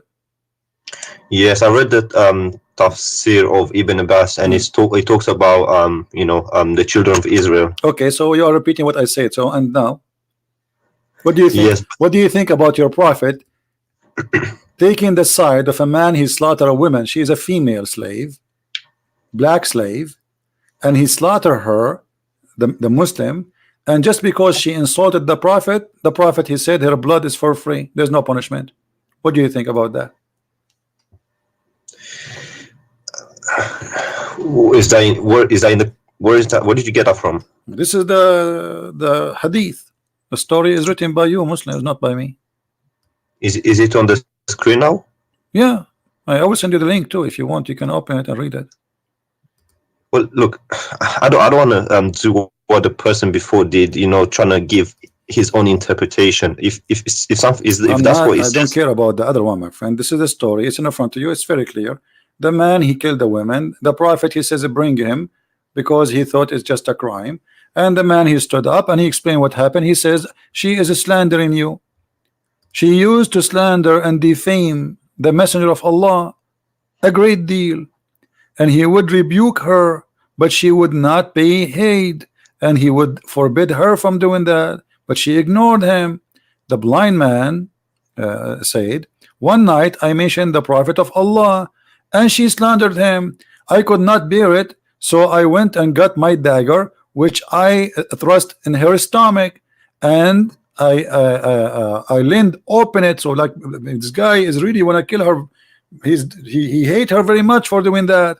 So he killed her, and her child, actually, by the way, the hadith says in different place where her child was between her legs, and he was showered by the blood. And then What? when the prophet asked him why, look, why she did that, he explained that because she is slandering, she is insulting. What the prophet judgment is, no problem, there's no punishment. Here we go. And that's a sahih. This is Sahih. Hadith, Yeah, here we right? go. This is the reference in front of your eyes. And okay, and who's reporting the story?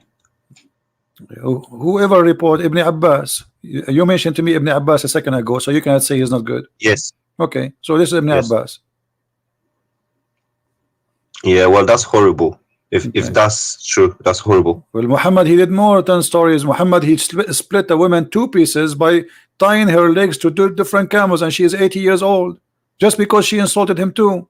And was she a kafir or For what? sure, she's a kafir. Anyone is a kafir. All people are kafir for Muhammad. Anyone who don't agree with him, say to him, yes, sir, is a kafir. I'm not going to deny it's true, because have you heard about the Charlie Hebdo case?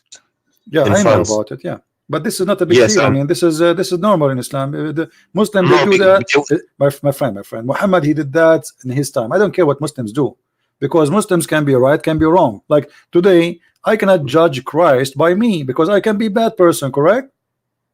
No, but if you get your teaching from the Correct. Bible, So then this is why we don't go after a Muslim doing something. We have to go to the roots. This is Muhammad. yes, it's horrible what I've read. Okay. I must say, I'm not going to be So lying. why you want to stay as a Muslim then? Why you don't leave Islam? Well, because of my family and stuff like that. So what your family? I mean, you are a smart person, and you know it's a stupid religion. It's an evil religion. It's an ugly religion full of lies. So because of my family, I will believe in stupid things. That's not right for you, my friend. You are smarter than this. In my heart, I know that something is fishy. But Okay. I can't. My friend, I am not a Christian because my father is a Christian. Absolutely not. I don't care if he's a Christian or not. This is his business, because this is a personal choice. He will go to heaven or he will go to hell. It's up to him. So I'm a Christian because I made a decision that this is the right thing for me. I'm asking you now, just because of your family, they are Muslims, you will stay as a Muslim, but you agree right now with me that this is horrible. Quran is full of miracles, full of madness, stupid stories, flying carpet, The birds who are looking for women who have hair and have no hair in her legs. The ant who said to the ant, Suleiman is going to crush you, and Suleiman, he laughed at her word, but the ant is a mute, cannot even hear or even talk. They you know, creatures, they communicate, but they don't talk. It says he heard her words. So how in the world this can be from God? It's obvious. And you are a smart person who God bless you. He gave you the internet, he gave you a computer, he gave you technology, he gave you things, he gave us a chance, me and you, to meet and talk. So this is a blessing from God that you are in the end of the world, I am in the other side of the world, yet we are talking. This is really an opportunity, might not repeat again. So I'm asking you, as long you agree that this is a garbage cult, why you stay there? Just say I am out. Yeah, well, I have a Arab friend who explains things for me. He reads it in My Arabic. friend, your friend is not a friend, because he's a friend. He should be honest with you and tell you the truth. You just told me, he told you that the backbone means something else. He is not a friend. My friend is the one who honest with me. It doesn't matter what I'm talking about. Anything else, he is not a friend. Yeah, yeah, like I said, in my heart, I know some things are fishy. And, okay, in your you heart, know, something is fishy. So now it's not in your heart. It's in your brain. I'm not gonna be like you know, denying things that are so true or give my own interpretation. Like I heard the person before you, he was trying to make it fit with the West, and you know, but you know, if that's what he said, then you just gotta admit it. You can't deny everything I say. I never will say something unless it's true and I can prove it. Otherwise, people will laugh at me. Otherwise, and even the Christians, they will lose their trust on me. You know, this is, and not only that, and on top of that, I have to fear God, because if I'm lying to you, that's mean I'm not Christian no more. I lost my salvation. So I have no reason to lie to you, my friend. But in Islam, officially, you can lie. Chapter 3, verse number 28. There's tons of verses. You can lie, and you will not be questioned by Allah. Even the Quran says, Allah will not question you for false oath. You can take even a false oath in Islam. In Christianity, Jesus said, say yea, yea, or nay, nay, which means you cannot take an oath. Anything else is from the devil. Those who take oath, they are obviously lying. They jump to say, I will take an oath, because now he's saying to us, I lie all my life, but today I decide to be honest, so I'm going to take an oath. A Christian person should not take an oath, because he should be always telling the truth without oath. So we have a religion saying you can lie, you can make a statement which is a false statement, you can say something in your heart, but in your lips is something else. It's okay. Yeah, and here we go. This is Ibn Abbas, the one you like. It says, I don't like him. I just looked at. Doesn't matter if you like him or not. Who care about it? It's not about liking. We're not taking selfie with him. But this is what the teaching is. It says here that the Muslim who take non-Muslims as a friend, and he is sincere. If he is sincere, he who is sincere. Yes, I know.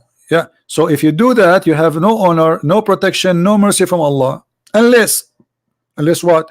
Unless that you guard yourself against them, save yourself from them, taking it as a way of security, saving yourself from them by speaking in a friendly way toward them while your heart dislikes this. This is the devil. I know. Your friend was doing taqiyya with you, my friend. Or Tawriya. He was doing taqiyya, exactly. He's trying to protect Islam against your thought. You have a questions? He knew that you have a question. I know. Listen, I know. I come from a Muslim majority country, and I know what the things that we're told about Christians, Jews, and unbelievers. So, okay, I'm not going to be here. Where are you from? Are you Arab? I am an Arab. Yeah. Can you hear me? Yeah, I hear you. I said I am an Arab. Yes. Are you Arab yourself? I am an Arab. Yeah. Yeah, well, then you know the things that we're told about Christians and Jews from a very young age. Yeah. So now, my friend, yeah, I know about this. I'm not going to deny them. My friend, let us be smart. You are an intelligent man, and today you call me for a reason, and you just arrived to a conclusion that this is horrible, and we heard you saying that, and this is a great news for you. You are making your mind, and you are awake. So why you don't say I am out? I just want to ask you one more question, if that's okay for you. Go ahead. If you're not in a hurry or something. No problem. I've heard one of the things that make me wonder so much is praying in the direction of the Qibla. It doesn't make sense to me, because if God is omnipresent and everywhere, then there shouldn't be a direction to pray. God is everywhere. You can pray in whichever direction you want. So that's one of the things that doesn't really make sense to me. And I've heard many people say that the direction wasn't even chosen by Allah. It was chosen by Umar, but I don't have evidence for that. I'm not sure. Do you know anything about that? Yes, it says وافقني ربي في ثلاث.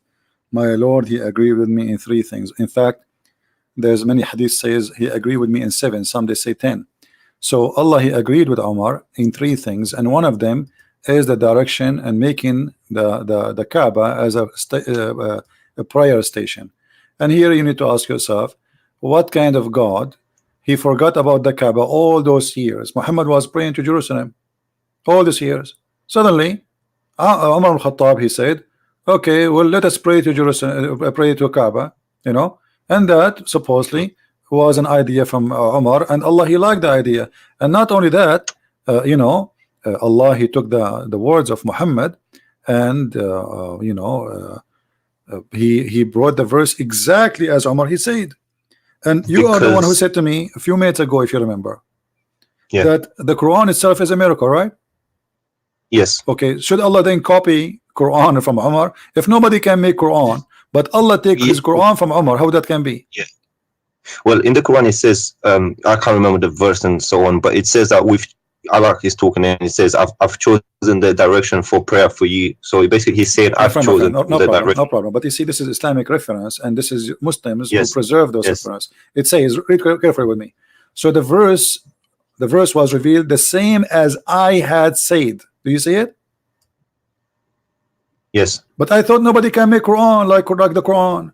But Allah here is copying Umar, and he put what Umar said exactly in the Quran. Yes, because you know, it's hard for me to admit it, but even if something is written in the Quran, we don't have a guarantee that's 100% from Allah. It could have been, my friend, you know, who wrote about it's 100% or not. Now we have a story where all the Muslims agree upon it, that Umar, he said something, Allah, he take it and he put it in the Quran. The Muslims agree, not me. This is not a Christian reference. So as long the Muslims, they agree that yes, Allah, he learned from, he took from Umar. Umar, he says something, Allah, he take it, he make it Quran. That's mean Umar, he's making Quran too. Yes. Yeah, that doesn't sound right. Secondly, secondly, Quran, if not Umar, Muslim women, they will not wear hijab. I mean, how in the world this is happening? Umar, the story says that Umar, he keep asking Muhammad to make his wives wear hijab, wear hijab, wear hijab. Muhammad, he don't answer. Then one day, Umar, he made fun of Sauda. She was doing poo-poo. So the reason for the hijab for all Muslim in the world is the poo-poo, the ass of Sauda, and the savage Umar who is making fun of her ass. This is the reason. All this time, Allah did not notice that women, they should wear hijab. Just because Umar, he said something, and again, as Umar said, Allah take the verse, he put it in the Quran, and he make the order for hijab. Yes. Yeah, that doesn't sound right at all with me. Okay. So, I mean, have you ever seen something we today which was spoke about sound right? Anything? There's nothing in this book sound right. Yeah, well, you know the things that were told, you know, some parts of the world about, you know, how Muhammad was like one of the best generals, one of the best persons, and that kind of stuff. Our friend Muhammad is the best man between all mankind, but this is always a fabrication of those, you know, who wrote this history about the best man? The Muslims. If the Muslims describe Muhammad as horrible as they are describing him after they say he is the best man, so imagine how bad he is. To make it simple for you, listen, my friend, listen carefully. Let us say I was in the army of Hitler, and Hitler was victorious, and now I'm writing how amazing Hitler is, and I say there's a guy, he have a slave, and the slave, she was insulting Hitler, and then Hitler said, who killed this slave? Bring him here. And then the guy, he stood and he say, Hitler, this slave was insulting you. And Hitler, because he's amazing and he's all justice, he said, because she is insulting me, her blood is for free. Remember, this is a history written by the Muslims. So if this is the great man, the great history, The Muslims here, when they wrote those stories, they are proud of it. They are not reporting something to be ashamed of. Do you understand? Yeah, I understand. And even between the hadiths, there's disagreement between different schools of My thought. friend, no, the religious- disagreement, let me tell you about the disagreement. This is all is a garbage talk, because the Muslims, when they disagree about something, is just to support a propaganda. As an example, if you are a Shia, you say this book I don't agree with. If you are a Sufi, everyone here have his own propaganda, so to support his ideas. Yeah. Otherwise, all those hadith, there's no guarantee, and the Quran too, there's no guarantee. Okay, if we go now in the page number A in the Quran, I don't know if you have the Arabic Quran. It says that this Quran, according to recitation of the following, Or Hafs. Hafs ibn Asim and Asim ibn blah blah blah, blah, blah, blah, blah. Okay, what is the Quran? There's no Quran. All of this is recitation. Yes. Okay, what And is the the- proof? What is the proof that this is the true Quran? If Asim himself accused by a Muslim to be a fraud, And there's a Quran in Welsh. You know, people in Morocco, they have Welsh or Welsh. I don't know what it's called. yeah, a there's many Quran. Yeah, correct. But Yes, but my friend, even that sounds a bit but I'm strange. trying to tell you that the idea of who support and who agree, this is depend in the propaganda and the agenda. As an example, the king of Saudi Arabia right now, to support his royal family, they push some hadith in the front.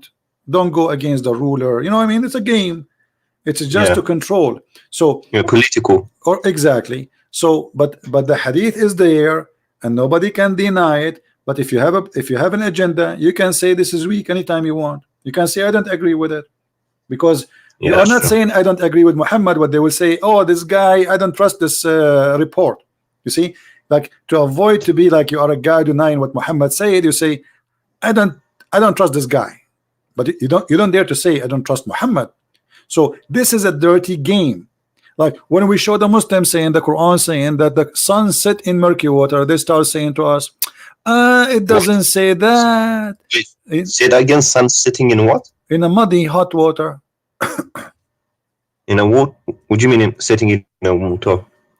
The Quran says the sun set in a muddy water, chapter 18, verse number 86. How is that possible? You can't sit in a. This is what the The Quran sun- saying. They ask Muhammad, tell us about Zulqarnain.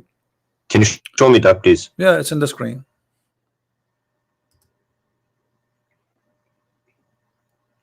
Now, every Muslim who will defend Islam, he will give you his own propaganda answer. Oh, it doesn't say really. This is how Zulqarnain he thought. It doesn't say that. Read it carefully. The Allah is reporting, not Zulqarnain is not talking, saying that when Allah he established for him in the earth. What's Hamia? Hamia mean hot, boiling. Oh, Yeah. So we establish for him. They are asking you. They ask you the same as the other stories. You know, they ask you about the crescent moon. They are asking him how the crescent moon happened. So he could not. He have no answer. He says this is for timing, but it's not a question. They are asking him how this happened. How this moon sometime is crescent, sometime it's round, but he have no answer. He said this is for timing. Then they said they're asking you about Zulqarnain, and there is no guy. His name is Zulqarnain. Have you ever heard of a guy that have a name? Zulqarnain, the word Qarnain in Arabic mean two horn.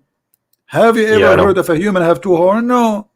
So oh, the Muhammad- thingy. There was a legend. There was some legends. Yeah, I think I know where you this is refers to. Alexander There the was a- Great. There's a legend written about Alexander the Yeah. Great by a Syrian person, a person from Syria. He wrote a story about Zulqarnain, full of fiction, but the person is real, but the story around him is fiction. So Muhammad he took it and look, he said we established for him in the earth and we gave him all means, so he's a prophet of Allah. And then so he followed the way until when he reached the setting place of the sun. Can you tell me where the setting place of the sun?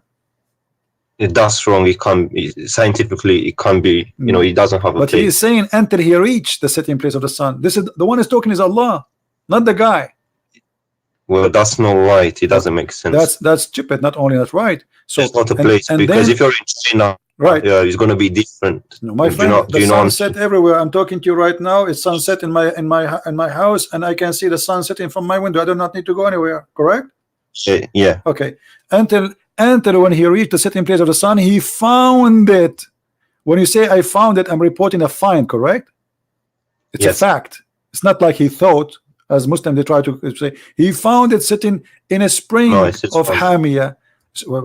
And the Muslim they say, oh, he meant like when he saw the sun going in the ocean. Oh, first of all, my friend, it doesn't say ocean. It says a spring, and a spring is not an ocean, correct? Yeah, spring is Okay. water. Yeah. Why it says a spring? Because there's legions about the you see, Or still water and spring water. no, there is like many, they could not explain why some places in the earth have boiling water in the ground. So many they have a legend that this is because the sun jump in that water, and that water, this is the place where the sun sleep. So this is a legend. Muhammad, he took it, he put it in the Quran, and then he found near it, near what? Near where the sun sit in place. How in the world this is? And then the Muslims, in order to save, you know, they give you this false interpretation. But Muhammad, as usual, he cannot keep his mouth shut. Muhammad, he is a very good man when it's come to stupidity. So he cannot keep his mouth shut. And look what he said, that Muhammad, he was riding in his donkey as usual, and Abu Dharr, he was behind him. I was sitting behind. Understand why. Yeah, sorry, Listen. I don't understand why you have to lie in order to, because it's a matter of salvation. If you lie about your salvation, you're fooling yourself. Really. Exactly, but that's why but because sometimes I in don't Islam, my friend, because in Islam it's allowed to lie, so it's a practice, it's tradition, it's religious. So it's good to lie in Islam. Actually, there's many Muslim scholars, they are proud about somebody lied to someone and made him convert to Islam. It's not a shame, because supposedly he is saving him. So I was sitting behind the Messenger of Allah, who was riding a donkey while the sun was setting. He asked, do you know where this set?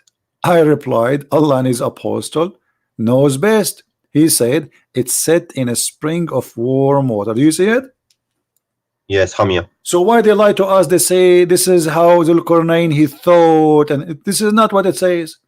Do you understand? Yeah, things are clear. I don't understand. That's one of the things that kind of makes me wonder. Like, if he clearly says this, why do you have to give your own interpretation? And yeah, sometimes I don't understand it.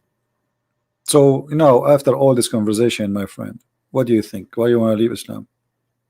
Well, to be honest, in my heart, I just, you know, I try to like explain and say maybe there's another way. But when you read it, if you're honest to yourself, you know, and a bit intelligent, you don't really have to lie, because you're lying to yourself. If that's what it says, that's what it is. But for me to, you know, to go out officially and say that I left it, you know, there's going to be a bit of consequences. You know, where I'm from is not that easy to say, look, I just left it. So so let me understand you. You are saying you are not going to say I left, but in your heart you left. Yeah, I always had one. I always wondered, and even this going in the direction of the Qibla, didn't make sense to me. You are a person who just left Islam, but you don't want to say I left Islam. I got it. Okay, good. Yeah, where I'm from is difficult. I understand. So, my friend, I'm happy for you. You call me to prove to me Islam to be true, and we have the end of the conversation. You agree with me that Islam is a false religion. That's wonderful. Happy for you. Well, if I'm completely honest, I'll have to admit, logically, I'll have to admit that, you know, scientifically, there are some things that don't make sense. You know, the sun setting again, it doesn't make sense. You can lie, you can say, okay, it's how someone saw it and that kind of stuff. But at the end of the day, you're fooling yourself, to be honest. And I don't want to do that. Because, you know, it's a matter of salvation. It's not exactly. So my friend, if I have to lie, then I'm lying to myself, no one else. I will let you think. You know, I know you left Islam today. I'm happy for you, but I want you to think about reading the gospel, reading the word of Christ, the Injil. The Injil, exactly, and think about accepting the true word of God, and you will see how amazing the Messiah is. I invite you to accept the where Messiah. I'm from, I always see Christian people. Yeah, Christian people. They tend to. I'm not trying to say anything bad, but they always tend to be happier and, you know, more happier and also more. They're not that nervous, you know, compared to us. We're always nervous. My friend, and you always go to the mosque. You go right now. You go tomorrow. Go in the mosque in the morning. Watch the people go inside the mosque. They are fine. They go from the mosque. Everybody is upset. Everybody's angry. You know, it's a place Yeah. where hate is generated. We as a Christian, when we go in the church, we pray for all the world, Muslim, Jews, Hindus, Buddhas, atheists. It is what Jesus said. Pray for those who curse you. Pray for those who insult you, those who they are discriminating you, those who they are killing you. Jesus in the cross, he says to the Jews, when the Jews are screaming at him, your blood is in our hand, he said, Father, forgive them, they don't know what they are doing. This is the difference, my friend. This is why we are happy people to be following Christ, because Christ, he take our anger. Anger is a poison, will kill you. Hate is a poison inside you. You will be the first victim of your hate, because you will never enjoy anything. You will not enjoy even a second with your children, because you think. This is why Muslims always, they think there's a conspiracy against us. Those are Islamophobic. Those are attacking us. But the truth is the opposite. Go and see how many people just killed in the last 7 days in the name of Allah in Nigeria. Like in Nigeria, in Nigeria they release hundreds of girls. Imagine they are kidnapping them for what? They kidnap them just to rape them and make them have babies. That's all. They want the babies. I raised this issue with my friend, and he said, for example, ISIS, he said those are not Muslim. But then again, if you think about why it, they are not whose Muslims? name are Muhammad, he did the same. Muhammad, he kidnapped the women, he raped the women, and he took their babies. What? You see, if you are following Jesus, how I can say to you, you are not a Christian? If you are following Muhammad, how I can say to you, you are not a Muslim? Correct? Yeah, that's true. And also the fact that, you know, when asked, they say we're killing in the name of Allah, they're not saying any other names. So yeah, if you think about it, the teachings and the things that they're getting from is, you know, from the Quran or the Hadith or whatnot. Correct, my friend. Well, So I'm happy that I have you today. Feel free to call me again if you wish, and if you can let your Arab friend call me, that will be a good challenge. Tell him to call. Tell him, hey, listen. As long you tell him, I'm sure you can do better than me because you speak Arabic. I want you to get this guy. His name is a Christian Prince Busted. Yes, he's from Egypt. No matter where, don't tell me. I don't care. I don't care how big he is, how small he is, how long his beard. All of them, they are the same for me. They will end as they enter. You know, just let him come, and you can ask any sheikh you want, not only this guy. I mean, any sheikh. The bigger he is, the better it is. Trust me, and you will have fun. You will have fun. Trust me. No, you will love it. For me, it's clear. Regardless. But are you coming on tomorrow? So I don't know, my friend. Maybe I have no idea when house. I come. Sometime, if I can, I will be here tomorrow. Subscribe, turn on your notification, and if we are here, you will know. Okay, and I'll let him speak to you. But for me, it's clear. You know, in my heart, I always had doubts and stuff, but now you made them clear. All right, my friend. Well, I'm happy to have you, and thank you for calling. Take care. All right, thank you very much. You're welcome. But you see, he called me to prove to me Islam, and he ended leaving Islam. That's wonderful. What do you want more? We have a Muslim.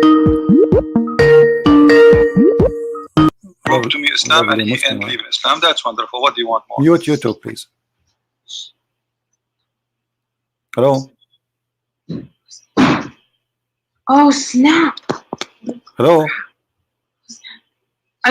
Hello? Yes. Oh snap! Mute YouTube, please. Is this hello? Christian Prince? Yes. Oh Mute YouTube, please. Mute YouTube.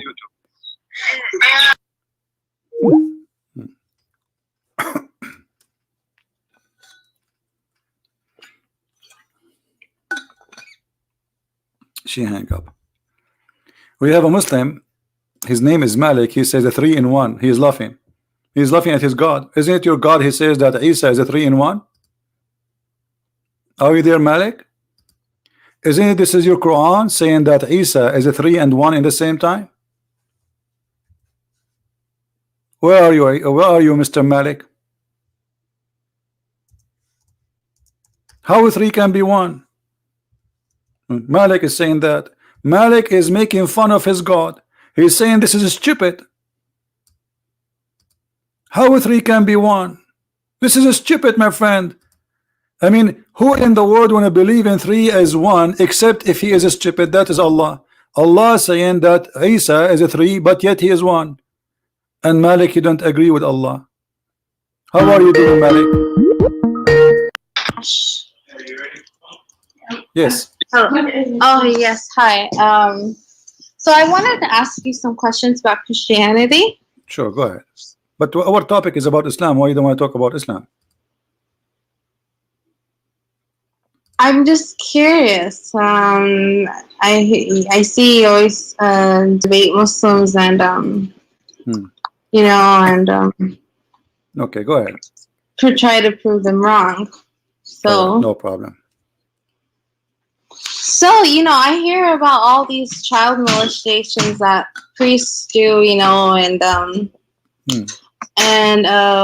you know, also the nuns. Why is that? Let me ask you, those you said the child molestation, what the age of those kids? Some of them are teenagers, some of them are little kids, such Like as what? 5 Like years what old. age? Give me age example. Give me age. Like 5-year-old children. Okay, so 5, 6 year olds, is that the age? Yeah. All right, but that's mean your prophet is a child molester. Those priests, they will go to hell. Jesus said, those who hurt the little one, is better for them to put a milestone in their neck and they throw themselves in the deep ocean, which means Jesus already said they will end in the worst hellfire ever.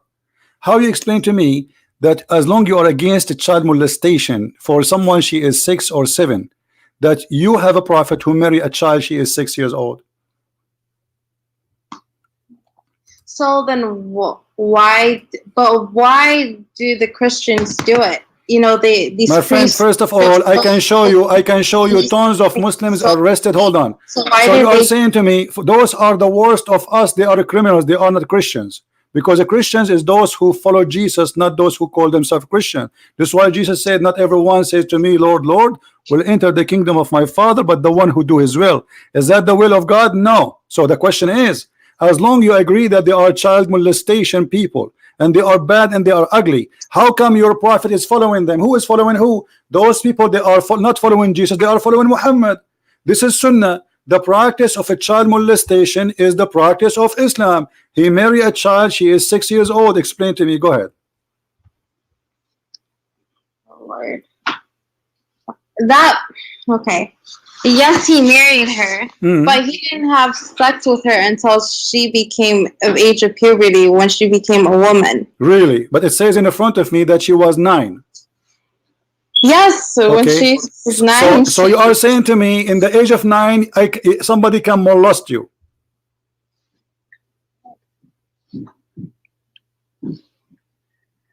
I mean, in today's society, it's different. What in today's society? Here we go. See, there's nothing is called today's society, and there's nothing is called in the before society. Only criminals, they used to do that. Can you name for me one person ever in the history of the Arabia before he used to do that? Never. I'm sorry? Can you name for me anyone before Muhammad he used to have sex with the children? I don't know. But so this is not what the society did. This is not what the society. There's nobody in the society of Muhammad before Muhammad have sex with the children. So Muhammad is the first to start this tradition of having sex with the children. Secondly, Aisha, she never have her period, and this is why in the hadith it says the reason that Aisha, she was allowed to play with dolls even she was 14 years old, because she don't have her period yet. So Aisha, she is 14 according to the hadith, and yet she is considered as a child, and this is why the prophet allowed her to play with her dolls.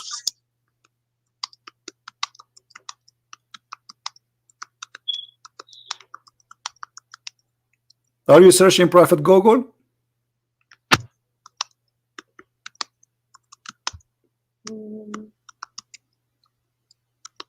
I hear Google talking, I don't hear you. Hold on. I'm holding.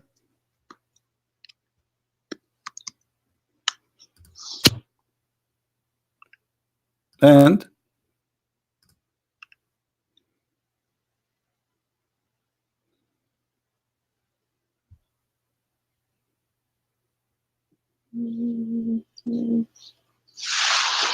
hello?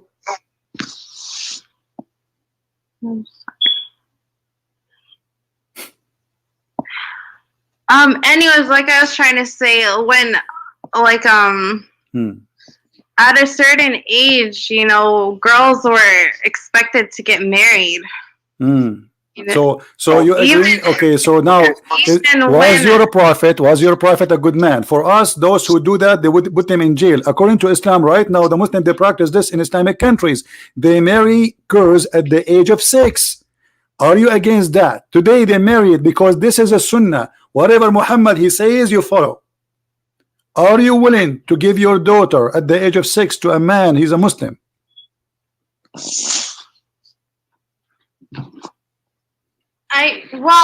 Oh god. Like, oh gosh. What is that?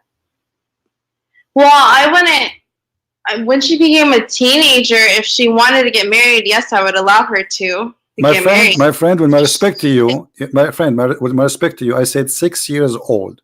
Your prophet, he made it clear that this is everything he do. Muslim, they follow. Muhammad, he pray like this, you pray like this. Muhammad, he marry like that, you marry like this. This is sunnah. So Muhammad, he marry at the age of 6. If a big sheikh like Shabir Ali, he come round and he want to ask for your hand, or Zakir Naik, Zakir Naik is 54 years old. Your daughter is 6 years old, and he came to marry your daughter according to Allah teaching. Are you willing to do that? I would advise her to wait. Oh, you advise your 6 years old to, guys, she will advise her 6 years old daughter to wait.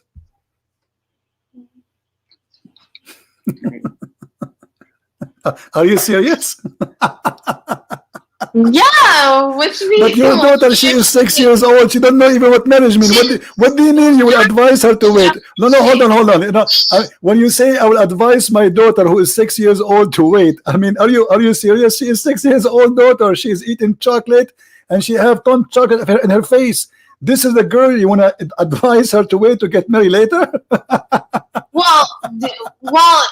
Yeah, I wouldn't want her to get married because she's still a child. But thank you very much. So Muhammad is marrying the children. So as long you are against, so do you consider? Are you saying that having sex with a child is a crime? No, because it's different in that history of time. My friend, stop talking about that time. We are talking about today. You Muslims, you follow what Muhammad he came with the message for all time, not for that time. That's what Muslim says. So Muhammad, when he practiced something, Muslims, they have to follow. Today, 2019, if a Zakir Naik at the age of 54. It doesn't say that girls have to get married at a certain age. It says that even the Quran mentions speaking about divorcing children. Do you know that? Oh my God, no, it does not. Okay, what if we show you to you in the Quran? What you would do?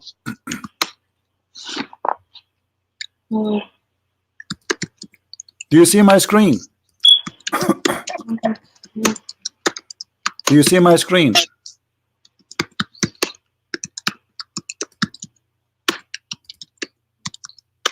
Here we go. Google again. Hold on. Do you see the screen? It says divorcing children. What do you think about that? The Quran have rules about divorcing children.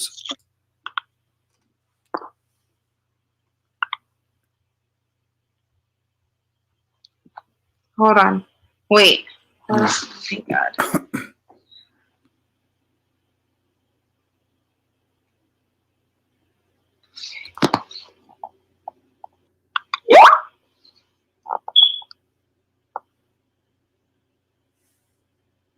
Look, if you cannot, okay, so in the, it is in the hadith, you cannot force anyone, your daughters, to marry anyone they don't want to. I was talking about force. You can give a child some candies and she will go with you to the bed. She's a child. She doesn't know what she's doing. What are you talking about? She is a kid. So if a filthy man, he gave a child some candies, he can take her to his home. This is not like, listen, don't tell me you cannot force. Because she's not mature enough. Thank you. So why, okay, she is not mature, she is a child. Why you're a prophet? Let me ask you, why you're a prophet at the age of 54, he chose to have a child in his bed?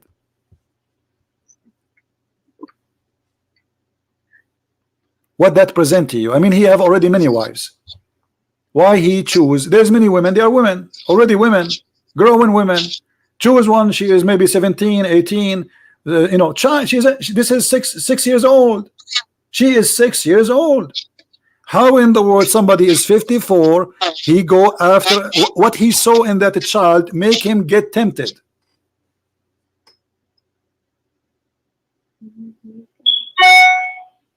But okay, they didn't consummate the marriage until she was older. My friend, he was molesting her between 6 to 9. At the age of 9, he did intercourse. This is what the hadith saying. So at the age of 9, he did boom, boom, boom. So your prophet was molesting the child, because molestation not necessarily having sex.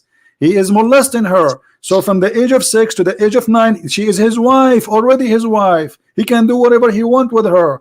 At the age of 9, he did intercourse. He is not engaged to her at the age of 6. He did marry her at the age of 6. So now we have a man, he is 54 years old. We have a child, she is 6 years old. What they share together. Someone, he is a man at this age, prophet of God, busy delivering the message of Allah, and we have a child, she is 6 years old. So what we will do now? What is the reason for that?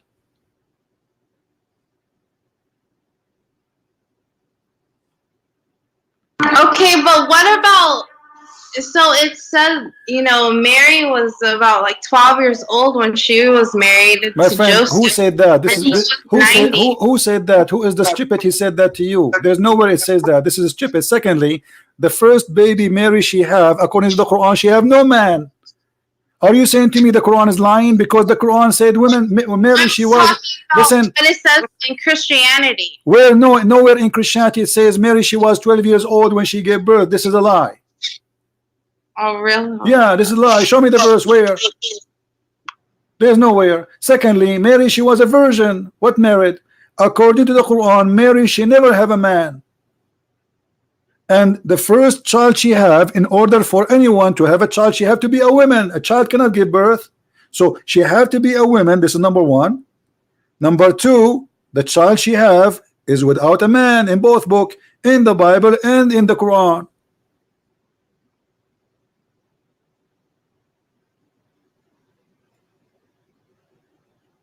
How old are you, miss, if you don't mind?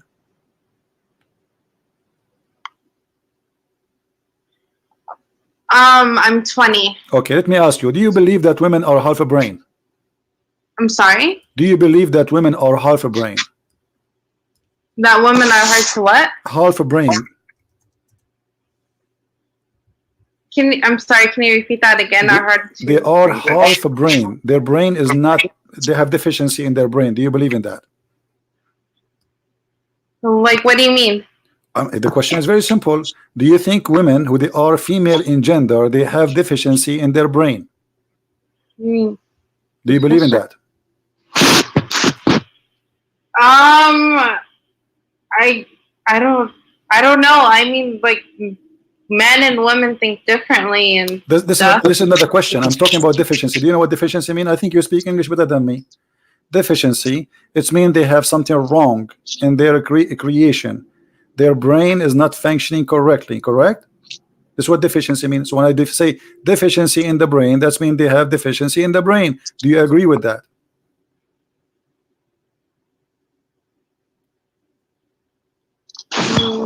Why are you asking this? I want to see your opinion about what some people think. But some people think women are not smart. So do you think women are not smart, women are stupid, and men are smart?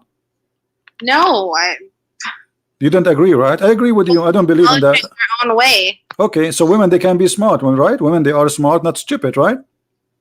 Yes, one of the greatest scholars in Islam, you know, it was Aisha. Aisha, she was a scholar, guys. Did you take this? Aisha, she was a scholar since when? She was the first.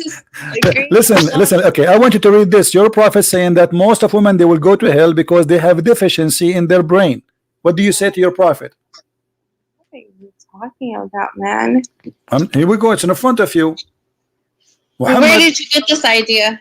It's not me who get the idea. This is in your book. It's in front of you. Read the story. It's in the screen. Read it for us. Go ahead.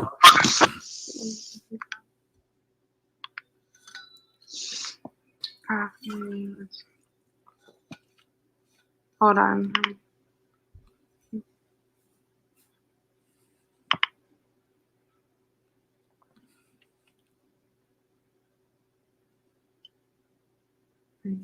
Yes. Okay, what are you trying to show me? I'm showing you that Muhammad, he claimed that women, they will go to hell, most of them, because they have deficiency in their brain. I will give you the link. I will give you the link so you can read the hadith. I just see you. I just see the. I guess some hadith that you're trying to show me that when she got married, I don't see anything refresh your YouTube. I just sent you the link. You can open the link in Skype. I send it to you. Muhammad, he says, he saw a bunch of women. He says to them, give it charity because majority of you will be in the hellfire. A woman among them, she said. And why is that, Messenger of Allah? He said, because you are cursing so much, meaning you are ungrateful toward your husbands. He said, and I have not seen among you any of those lacking in intellect and religion who are more difficult upon people possessing reason and insight than you. So Muhammad, he think that women, they are the most stupid people ever, and they cannot process any information, and they cannot incite anything. They are really, really, really stupid. That's what he's saying. And he said this is deficiency in your brain, and this is your so this is the deficiency of a woman according to your prophet. Your brain is not functioning. And he said you have deficiency in religion too because you have your menses. So what do you say? Crazy.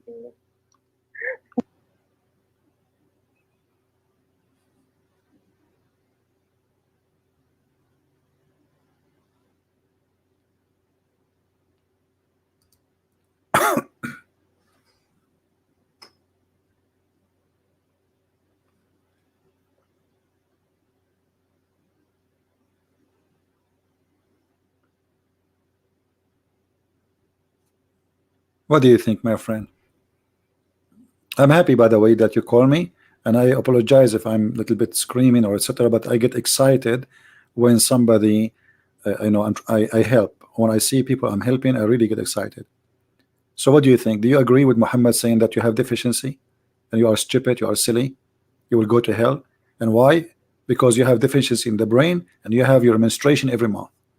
Do you agree with that?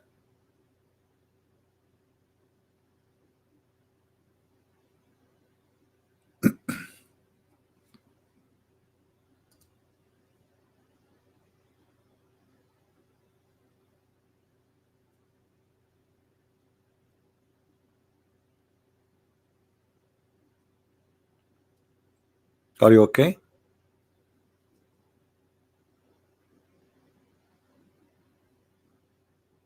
Are you ready to leave Islam or not yet? What kind of religion you belong to? You belong in a religion, believe and teach that you are stupid. And you are calling me to prove to me that you are smart because you have answers. Correct, guys? Muhammad, he says Muslim women are stupid. Muslim women, they call me to prove to me that I'm wrong, which means they are smarter than me. I think you're trying to show me there. Okay, there's a hadith that he talks of Rasulullah sallallahu alaihi wasallam. He talks about women who are ungrateful to their husbands. My friend, he said majority of women, they are going to go to hell. And let us say a woman, she is ungrateful to her husband. How that is deficiency in her brain? Maybe he is not a good person. Maybe she don't like him. So how that is prove that her testimony is equal, one man is equal to two, and how their menstruation have to do with going to hell. Oh my God! When it says that one man is equal to two women, they meant because like sometimes the two, they need two women as a witness because sometimes the woman forgets. So you agree with with Muhammad that women are stupid and men But are that's smarter. the me saying they're stupid. Well, yeah, because it says if one of them, no, because it's saying that the man is accurate and the woman is wrong. So one man is more accurate than two women.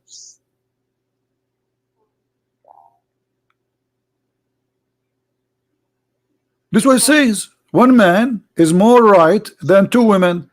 So two of you, you need now to ask another sister to call me, because two of you are equal to me. You alone is half.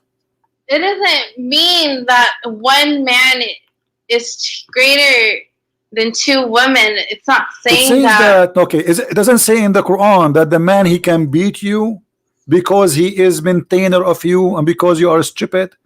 That's mean he can correct you, yes or no? No, it does not. Okay. It does not say that. Okay. When you read the hadith, No. you have to read the hadith too. You can't just read Quran and make these claims. You have to read. My friend, here we go. I'm reading the hadith, I'm reading the Quran. The Quran in front of me. It says that the man he can beat you. Here we go.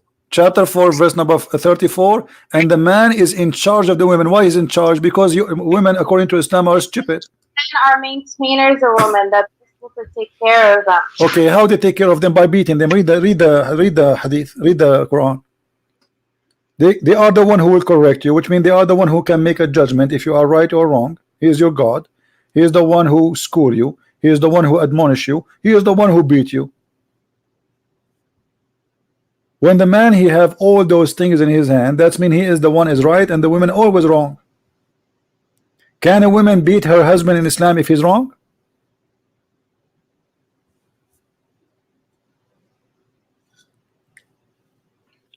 Give me 1 second. Hold on. No problem.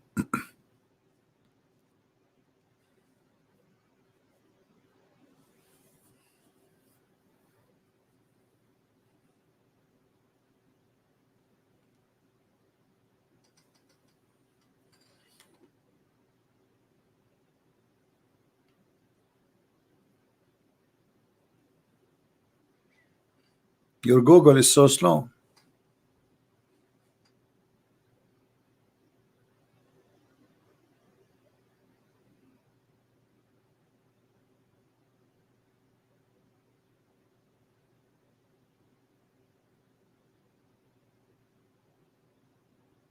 Look, the prophets, he talks about being like honoring your wife and being Okay, so if your husband he beat you, he's honoring you. prophet, peace and blessings. If you are my wife, with my respect to you, I honor you by beating you. Kind treatment and honoring one's My wife. friend, how you honor a woman by beating her? Explain to me. Your father, he is married to your mother. Is he honor her every day by beating her? Actually, my parents are not Muslims. Okay. I became a Muslim. Okay, that's mean they fool you. They made you believe in a stupid cult. How in the world you believe in such a mad religion like this? A religion says that you are going to be a sex product in the heaven of Allah. Allah will give the Muslim man hundreds of women for sex, and you will be a sex toy in the heaven. How you accept that? How you accept the book saying that the man he can beat you?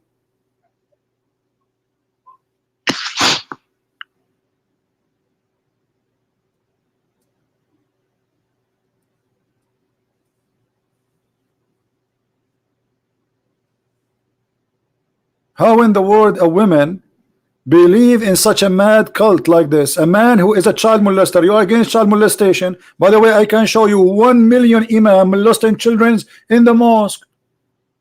It's all over. But your prophet is the first child molester. How you believe in a book says the man he can beat you? Why? You are in America. If you live in the USA, if you beat a dog you go to jail, which means Muslim women, she don't have right of a dog in America. If I beat a dog in America, I go to jail. In Islamic countries, according to Islam, if the husband beat the wife, he is doing his right. A dog in America is more protected than a Muslim woman. This is the truth.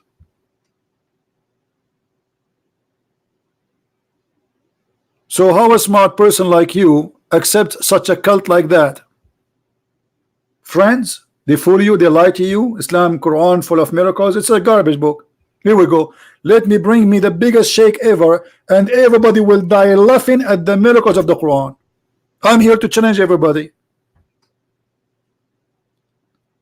Who is the sheikh right now who is listening would like to call us so this lady she can see how stupid the Quran. This is the book of stupidity, literally.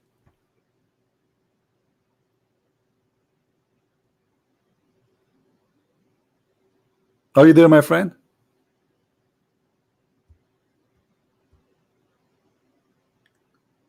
Did you decide to leave this cult? You're smarter than this. How a lady like you go to school, she have a brain, she is smart, she accepts such a madness like this. Our religion says that man is maintainer, and how they are maintainer because Allah He excel, and they spend their property on you as if you are, with my respect to you, as if you are a whore or a hooker.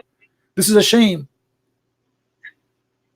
Because I spend my money in my wife, I have the right to beat her.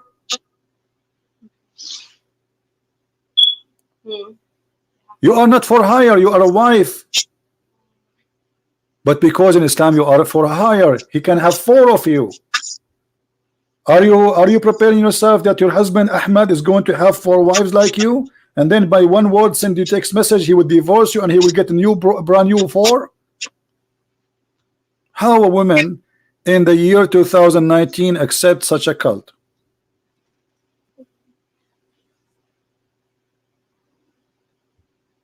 It's your friend, my friend, I know. You have a friends in school who fool you. They made you believe that this is an amazing religion. We are the Arab, we are the one who made Islam, and we are the one who is going to expose it and destroy it.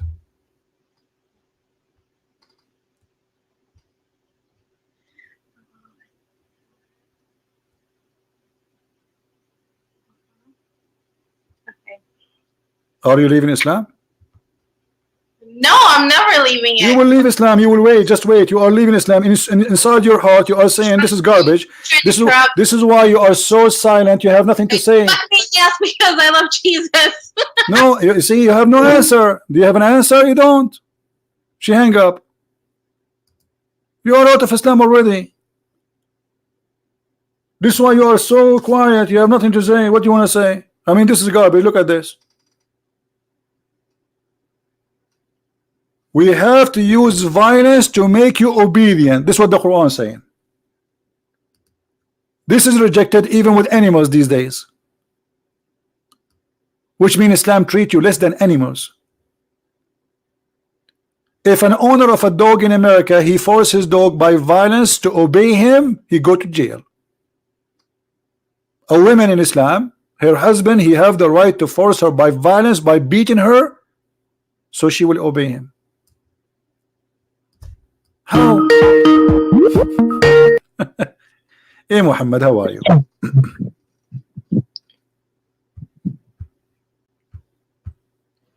Go ahead, Muhammad. Are you there?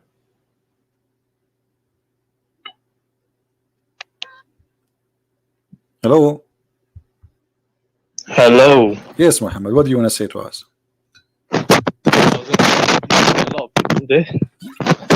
Don't move your microphone. It's making bad noise and we are losing you. Don't move your microphone. It's making a bad noise. Is it better now? Don't move it. Okay, go ahead. What do you want to say? Yeah, you deceived the other guy. You said the Qibla was invented by Umar anhu, but it doesn't say Qibla. It says Maqam Ibrahim. Okay, so what is it? Okay, hold on. Do you agree that Maqam Ibrahim is the direction of the prayer? No, it's not the direction of the prayer. It's the place where Ibrahim Islam stood, and then he built the Kaaba. Okay, and so this is the Kaaba. So Maqam Ibrahim is the Kaaba, isn't it? Ibrahim supposedly is the one who raised the walls of the Kaaba. Maqam Ibrahim is not the Kaaba. That's very. What is Maqam Ibrahim? What is Maqam Ibrahim? Maqam Ibrahim is somewhere. It's the station where he stood on. That's what it is. The station. Okay. The station he stood on. What is that station? It was I think it's a rock or something, and then he stood on it and then he built the Kaaba. Does the Quran say is take from the station of Abraham as a place to worship? Yes or no? Say it again, sorry. Does the Quran say is take the station of Abraham as a place to worship? Yes or no? it says وَاتَّخِذُوا مِن مَقَامِ إِبْرَاهِيمَ مُصَلَّى. Take as a place of prayer. Okay, what is that? That's near the Kaaba. It's not the Kaaba itself. Okay, so are you saying before that nobody was praying near the Kaaba, right? They pray near the Kaaba. What's happening is hold on. No, if Abraham was standing near the Kaaba, was praying in which direction? When he was building it, he wasn't praying, was he? This is another question. Abraham was standing near the Kaaba, you said, and he was praying. He was praying in which direction? He wasn't praying at the time of building. This is another question. He was praying in which direction? When? Which direction he was praying near the Kaaba? Where? Who is facing what? You're just facing the Kaaba. Thank you very much. Wait, what are you talking? You haven't made any. So you are saying he did not ask them to face the Kaaba, but just do what Abraham do and face the Kaaba. No, I'm saying you quoted the hadith. In the hadith, you said that Umar anhu said face the Kaaba, which was incorrect. Umar never said I want to face the Kaaba. He had the desire that people pray at the place where Ibrahim Islam stood. That's okay. What he wanted. And what is that? What does that mean? Are you saying to me, but that's mean nobody used to pray there in the time of where Abraham he stood, right? Yeah, no one had a specific place like that to pray. There's no specific. Read carefully place. the verse with me. This is the verse. Read the verse for me. 1 minute. Let me open YouTube.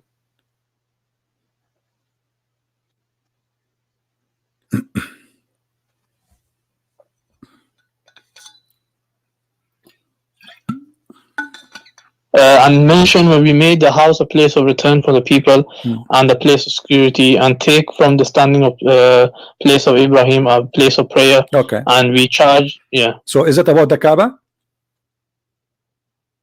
No, this is regarding the Maqam Ibrahim. No, hold on. No, it says, and we made the house. What house? Yeah, that is talking about. That's okay, about. And he is quoting this verse. You crazy? The hadith saying this verse about the place of Abraham. It is my words. So all of this is what the man, his name Omar, he said.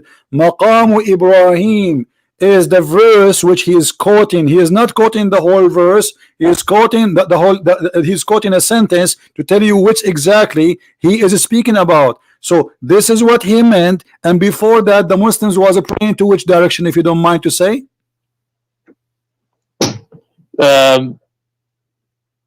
What do you mean? They already prayed? Before this verse came, the Muslims were praying in which direction? They already prayed towards the Kaaba already. No, they were praying to Jerusalem. No. Allah says in Surah Baqarah, Allah says, قَدْ نَرَى تَقَلُّبَ وَجْهِكَ فِي السَّمَاءِ. We have seen you facing the. After that, that's the time when the Kaaba was changed. The Qibla was changed. Your prophet was praying to Jerusalem until what year? Until I think it was when after the migration. Okay, you are saying to me this is happened in the chapter of Al-Baqarah, right? Yeah, Surah Baqarah. Yeah. Okay, isn't this is Al-Baqarah too? Yeah, this is So? Yeah, so it's the same. So Allah, Muhammad is confused where he to pray, and this is funny. Why he is confused about where to pray? And Muhammad was praying to Jerusalem. Can you tell me why Muhammad praying to Jerusalem? That was Qibla. That was no. Show me the verse. It says, "Hey Muhammad, pray to Jerusalem." The Prophet knew already from Revelation. How he knew? Okay, show me where he knew. Like I knew. Okay, when I say I knew, I'm a man. I'm a human. I'm not God. Where Allah says to Muhammad, pray direction of Jerusalem. We know from the hadith where the Prophet said that he used to face Jerusalem. I know that. This is another question. Where he knew? No. This is tradition from who? From the Jews? Of course, Allah revealed the revelation to the Jews as well. Okay, show me where Allah revealed to Muhammad to pray to Jerusalem. Yeah, just by the mere fact that he was praying, that shows that was revelation. He already hold on, guys. Muhammad, he prayed to Jerusalem, but he did not need a revelation from God. So why he's God?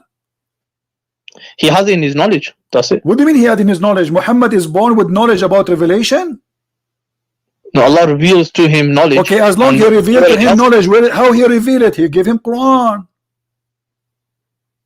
The Quran is not the only knowledge Allah reveals to the when Allah revealed to him, he revealed to him what? Words? Or he what revealed to him? Not just the knowledge. Sometimes he reveals So what the knowledge. Is like he smelled something coming from Jerusalem, he start sniffing and he decide to go towards. When you say knowledge, what does that mean? You don't know what knowledge means. Okay, I do not know, because you are saying to me knowledge is not Quran, knowledge is not Allah speaking to him, knowledge is not Jibreel telling him, because it have to be one of those. Show me where knowledge it says, show me where the knowledge, how he received the knowledge, and where you get this conclusion from.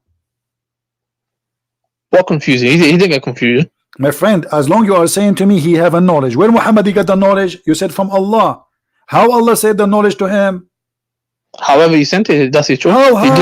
It's not my concern. Well, isn't it the Quran says وَمَا هُوَ إِلَّا وَحْيٌ يُوحَى, which means everything is inspiration, so it had to be Quran. No, everything is not Quran, obviously. It's we also for sure hadith. Not everything is Quran. As an example, Umar ibn Khattab, he made Quran, so there's many Quran. This is not the question. Muhammad received knowledge from who? Did Allah speak to him?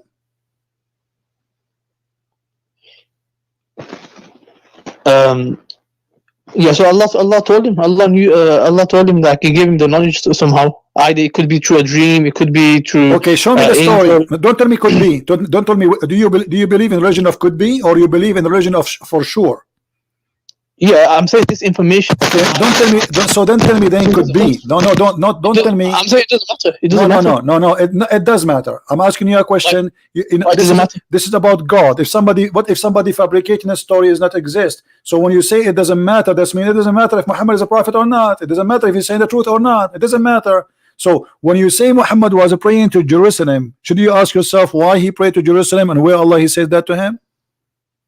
I already told you the hadith says that used to be the Qibla. So the Prophet already told us. My he friend, told us that why it used to be the Qibla? This is the question. You are not giving the answer. Why it used to be? Yeah, why it used to be the Qibla? What is the reason? It was a mosque that was built by one of the prophets. Okay, let me show you something. Do you see my screen? Yeah, 1 minute. Okay.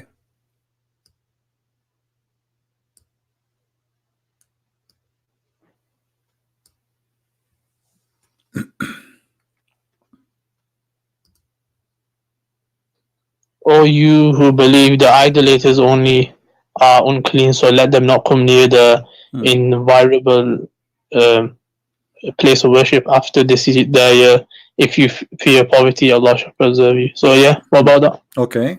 What happened after that? What do you mean?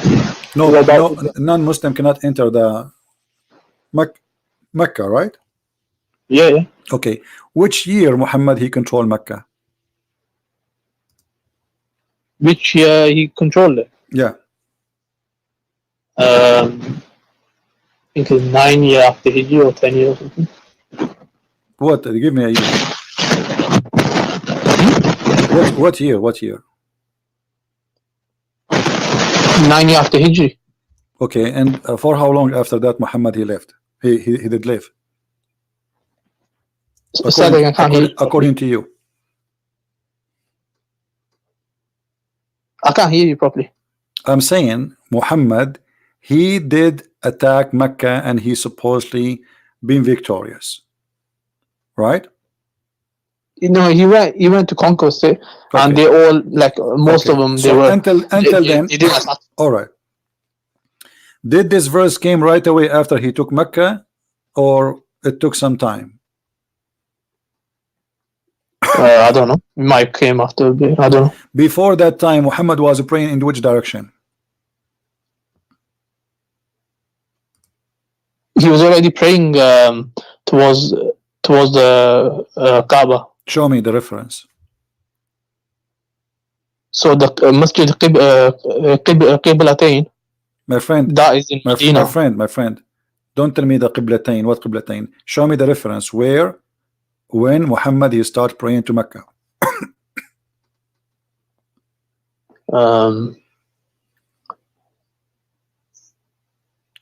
Yeah, I don't have it to hand at the moment. Okay, I will give you time. Maybe you can call me tomorrow or next year.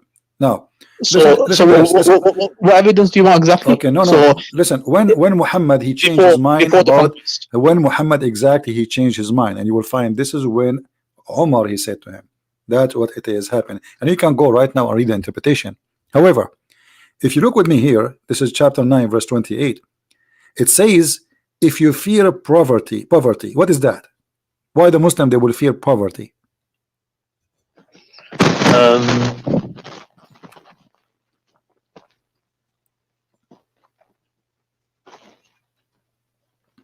Yeah, because obviously there's going to be less people to trade with them because you're going to be expelling people from land. Okay, what is the solution for that? Allah will give his bounty, isn't it? He will give them what? His bounty. Bounty, what bounty mean? Allah will give them wealth. He'll take care of How he give them wealth? Is that the money they will steal from the Christians? No, what will happen is other people will try to attack them, and then Allah will make them victorious. You see how you get yourself busted? It says right away after that, fight against those who don't believe in Allah from the Christian and the Jews. So they did not attack them. So if you fear poverty, Allah will give you. How he will give you? Okay, attack them and take the jizya. And this is exactly what happened that Omar he said as a solution, that we are going to force everybody to pray to Kaaba, not to Jerusalem, and everybody have to do Hajj to Kaaba to make money. And the Kaaba became a business. So Allah he gave them money from two sources, forcing people to do Hajj, as it used to be before. People come to do Hajj from everywhere to the Kaaba by the kuffar, like Muhammad. And after Islam is the same. The Kaaba before Islam is the same as the Kaaba after Islam. We bring people to do Hajj, go around the Kaaba, kiss the black stone, and give donation. So they broke they broke the treaty many times. That's why they were. My friend, they have no treaty. Muhammad he never had a treaty with any Christians. What treaty? He's attacking. He had a treaty with the Jews. Listen. There's no. The Jews. This is another lie. However, look at it says, attack those who believe in the following. Not because they are breaking the treaty. No, it says why to attack them. And by the way, do you know that the Tawbah is the last chapter Muhammad he received in his lifetime? At the end, At-Tawbah is the last one. Yeah, this is the last one. Oh, okay. Okay, it says fight against those who don't believe, not those who fight you. Read it. Yeah, like I say, it's a description of because they don't believe in Allah on the last day. That's why they're attacking the people. But they aren't attacking anyone. Stop lying. It doesn't say they're attacking. No, it says no. You mentioned they are refusing. No, because they are. It says here because they are worshiping a guy. His name is Israel as a son of Allah, and the Christian they say the Messiah is a son of Allah. However, neither the Jews, neither the Christian believe in Allah, and the Jews they don't. Then nowhere we can find the story of this guy Azir, not Israel. This is false translation. Uzair, he is a son of Allah. The Jews don't believe there's such a guy. It doesn't exist. And then he says why? And because of that, and they take beside their Lord their rabbis. So this is the reason to kill them. Now listen. I don't want to waste my time. You said to me that when Omar he says take from the location of Abraham Musalla, he don't mean the Kaaba, correct? Yeah, 100%. Okay, do you Muslims pray only where Abraham he stand? We pray from every area, so every section. But the Quran, according to you, says you pray there. The Quran is when the desire Umar had this, and then the revelation came down. My friend, don't play games. Don't play games. You said to me that this verse here is speaking about take the location of Abraham where he used to stand. This is what you said, correct? That's mean this is where the Muslim they should stand, nowhere else. You cannot stand around the Kaaba. You have to be in that place only. This is what you're just saying. No, it doesn't say only. It says just. It says that. No, it says that because according to you. It doesn't say only. I agree with you. It doesn't say only because it's not about what you are saying. But now you are the one saying it is only about the place of Abraham. When I ask you, when Omar he said that Allah he sent, as I say, take the station of Abraham. What is the station of Abraham? It is the Kaaba. It's not the Kaaba. You said no. You said the Yes. station of Abraham is not the Kaaba. Of course it's not. Okay, that's mean you have Two to separate pray. locations. Hold on. That's mean you have to pray. If this is not meant the Kaaba, that's mean you have to pray only standing in the place of Abraham, and before that date nobody stand there. Yes. No, you're not making sense. This is supposed to be for like, you're not making sense Okay. because If this is people, supposed to if be people for they are virtues. praying, You okay, pray let me here. make it more simple. Was people praying before that date in the station of Abraham? They might have, it might be. Don't you may But they have? never- Yes, there yes were or no special no? virtue. No, the difference is there were no special virtue. They weren't commanded by Allah, you know, it's good to pray here or take it as a place of prayer. They just prayed it because it's just there. Okay, so Is it- now it's- when yeah. Allah he says, take it from the station of Abraham, how many meters far away from the Kaaba, the station of Abraham? About 10 meters maybe or something. 10 meters, guys. Allah he says, pray 10 meters away from the Kaaba. This is what you're saying to us, right? Yeah, but it's not specifically talking about the Kaaba, is it? Then you was incorrect. You Just go, you eat it.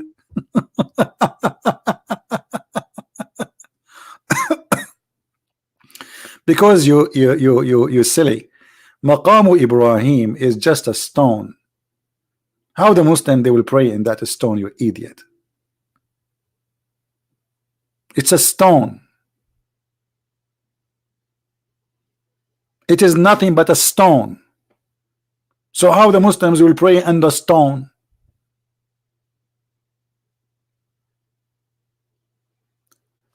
Take the station of Abraham, take the place where Abraham he used to pray for. Do exactly as Abraham, because Muhammad he forsake the tradition of Abraham all this previous time. He was not praying to the Kaaba, he was praying to Jerusalem. And according to Muslims, this is the tradition of the Abraham. He pray in the direction of the Kaaba. And he have a stone, he stand on it. This is the maqam. It's not even a place. It's not even a building. And later the Muslim they start building things around, and the same as the Kaaba, they changed. Even the location of the Kaaba today is changed.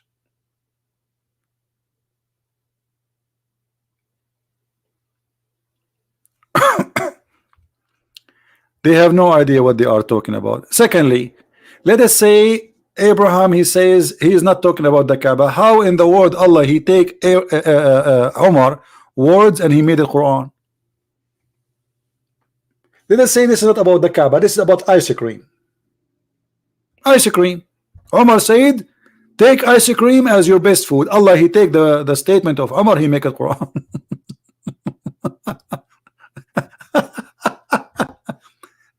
And the funny, they say to you that Allah in the Quran he changed all mankind and genie to make Quran like him, yet he is copying the word of Umar making it Quran.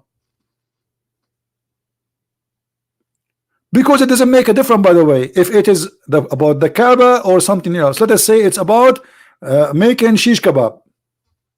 Okay, Umar he says take shish kebab and make salad and add yogurt and bring falafel, and then Allah he take the words and look, it says, so the verses reveal the same as I said. That's mean Allah is copying Umar. This is the whole point. And not only that, not only this one, it's about the hijab. And take, O people, station of Abraham as a place of a prayer. Place of a prayer. Where is that station? It's the Kaaba. And here it says, for some of your prayers, 2 rak'at and tawaf of the Kaaba. Do you see it? This is even in the hadith in front of you.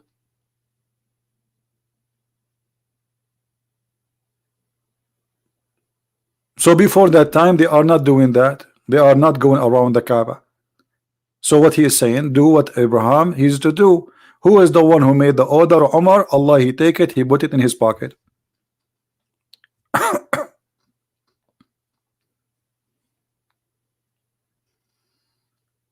And the most important verse, which is the hijab impacting the life of every Muslim female, is because of the bomb of Sauda. Sauda, she goes to do poo-poo. Omar, because he's a savage man, low-class man, he make fun of the woman who is doing poo-poo. So what he said to her, Arafnaki ya Sauda. What a filthy man. Imagine your wife, she go to do poo-poo at the dark, and your friend, he go after her, he says, hey, we notice you, Sauda. Huh? We recognize you, Sauda. This is the reason for the hijab to come? Because the woman, she was doing poo-poo? And look how evil he is. He flirt with the wives of Muhammad, and then he go inside the house, he said to the Muhammad, tell your wives, man, to cover themselves. I mean, come on. He's just trying to cover himself, like, okay, they would tell him that he was flirting with us. He's telling him, I am looking at your women. Allah Messenger, ask the ladies to observe veil. But Allah Messenger, he did not answer, he did not care. And then he keeps saying that.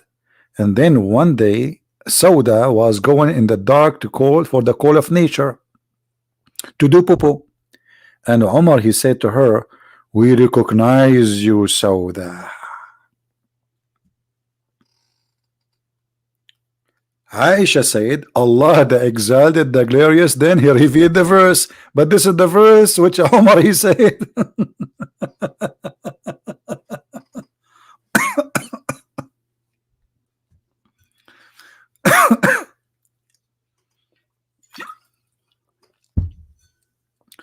What a crazy cult. And actually, Muhammad, he said, if there is a prophet to come after me, that will be Omar, because Omar, he got him busted that he is a liar. Do you know that? If there is a messenger, if there is a prophet will come after me, that would be Omar. Why Muhammad, he says that? Because Omar, he got him busted. He's taking his words. So Muhammad now is telling Omar, you know what, we are in the same fraud. Okay, I'm going to tell people, he's preparing himself to believe that you can say, you can claim later that you are a prophet. If there is a messenger to come after me, that will be Omar. Let me see if I can find the hadith in English.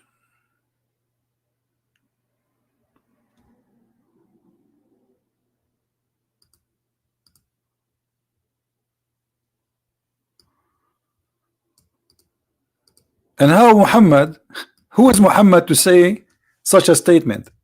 You see, the Muslim, they say Muhammad, he have a knowledge. The Messenger of Allah said, if there was to have a prophet after me, it would have been Umar ibn al-Khattab. Why? Because Umar, he got him busted, he's stealing his words. As simple as that. And what is the qualification of Umar to be a prophet? Because he's a prophet already. He says things, it can become Quran.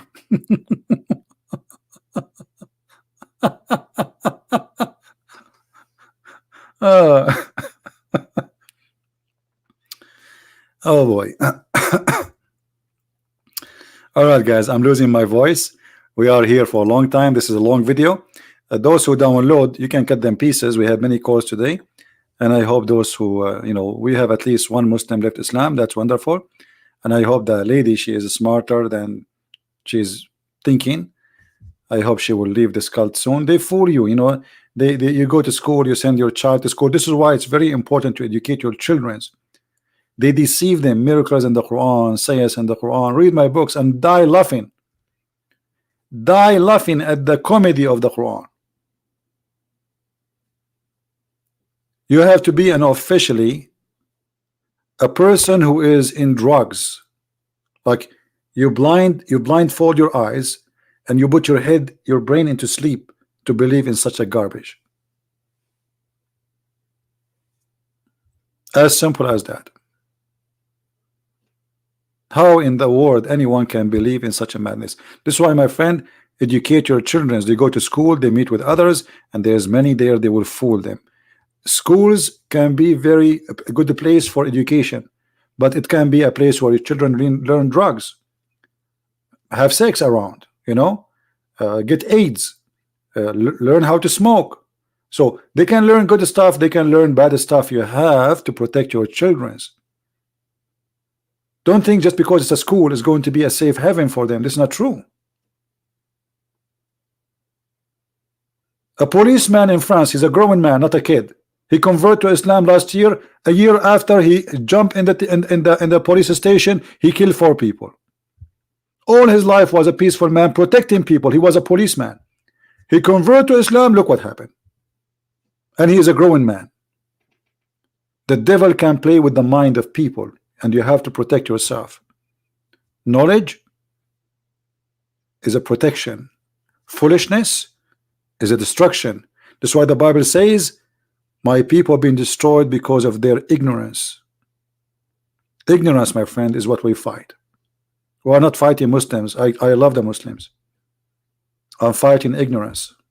It's our enemy. It's not Muslims who they are my enemy. I love them.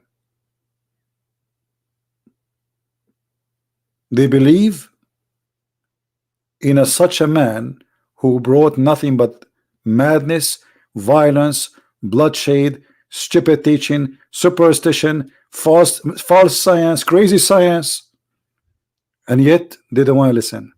But I have good news for you. Millions of people watching my videos. I just gave my book to the Indonesian people, the biggest Islamic country, for free in their language. Let us see how many people they will die laughing after reading what the truth it says in Arabic, and how many they will leave Islam in Indonesia.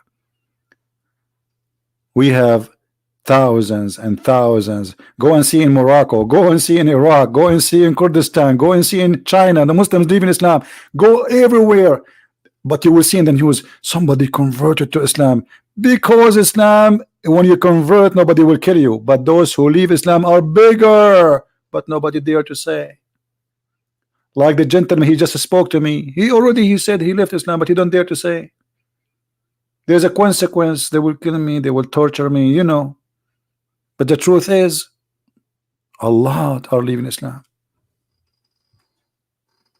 And this is how we cry when we read the Quran. We cry laughing. Thank you guys for being here. I hope you have a good time. And don't forget, please, to download the video. This video will stay there maybe maximum 2 hours, 3 hours, and I will take it down. So please download as soon as you can and enter. I see you soon again. If I can come tomorrow, I will. If not, God is willing, when the Lord, He allowed us to do it. Christ is Lord. Islam is false. And see you soon again. Take care.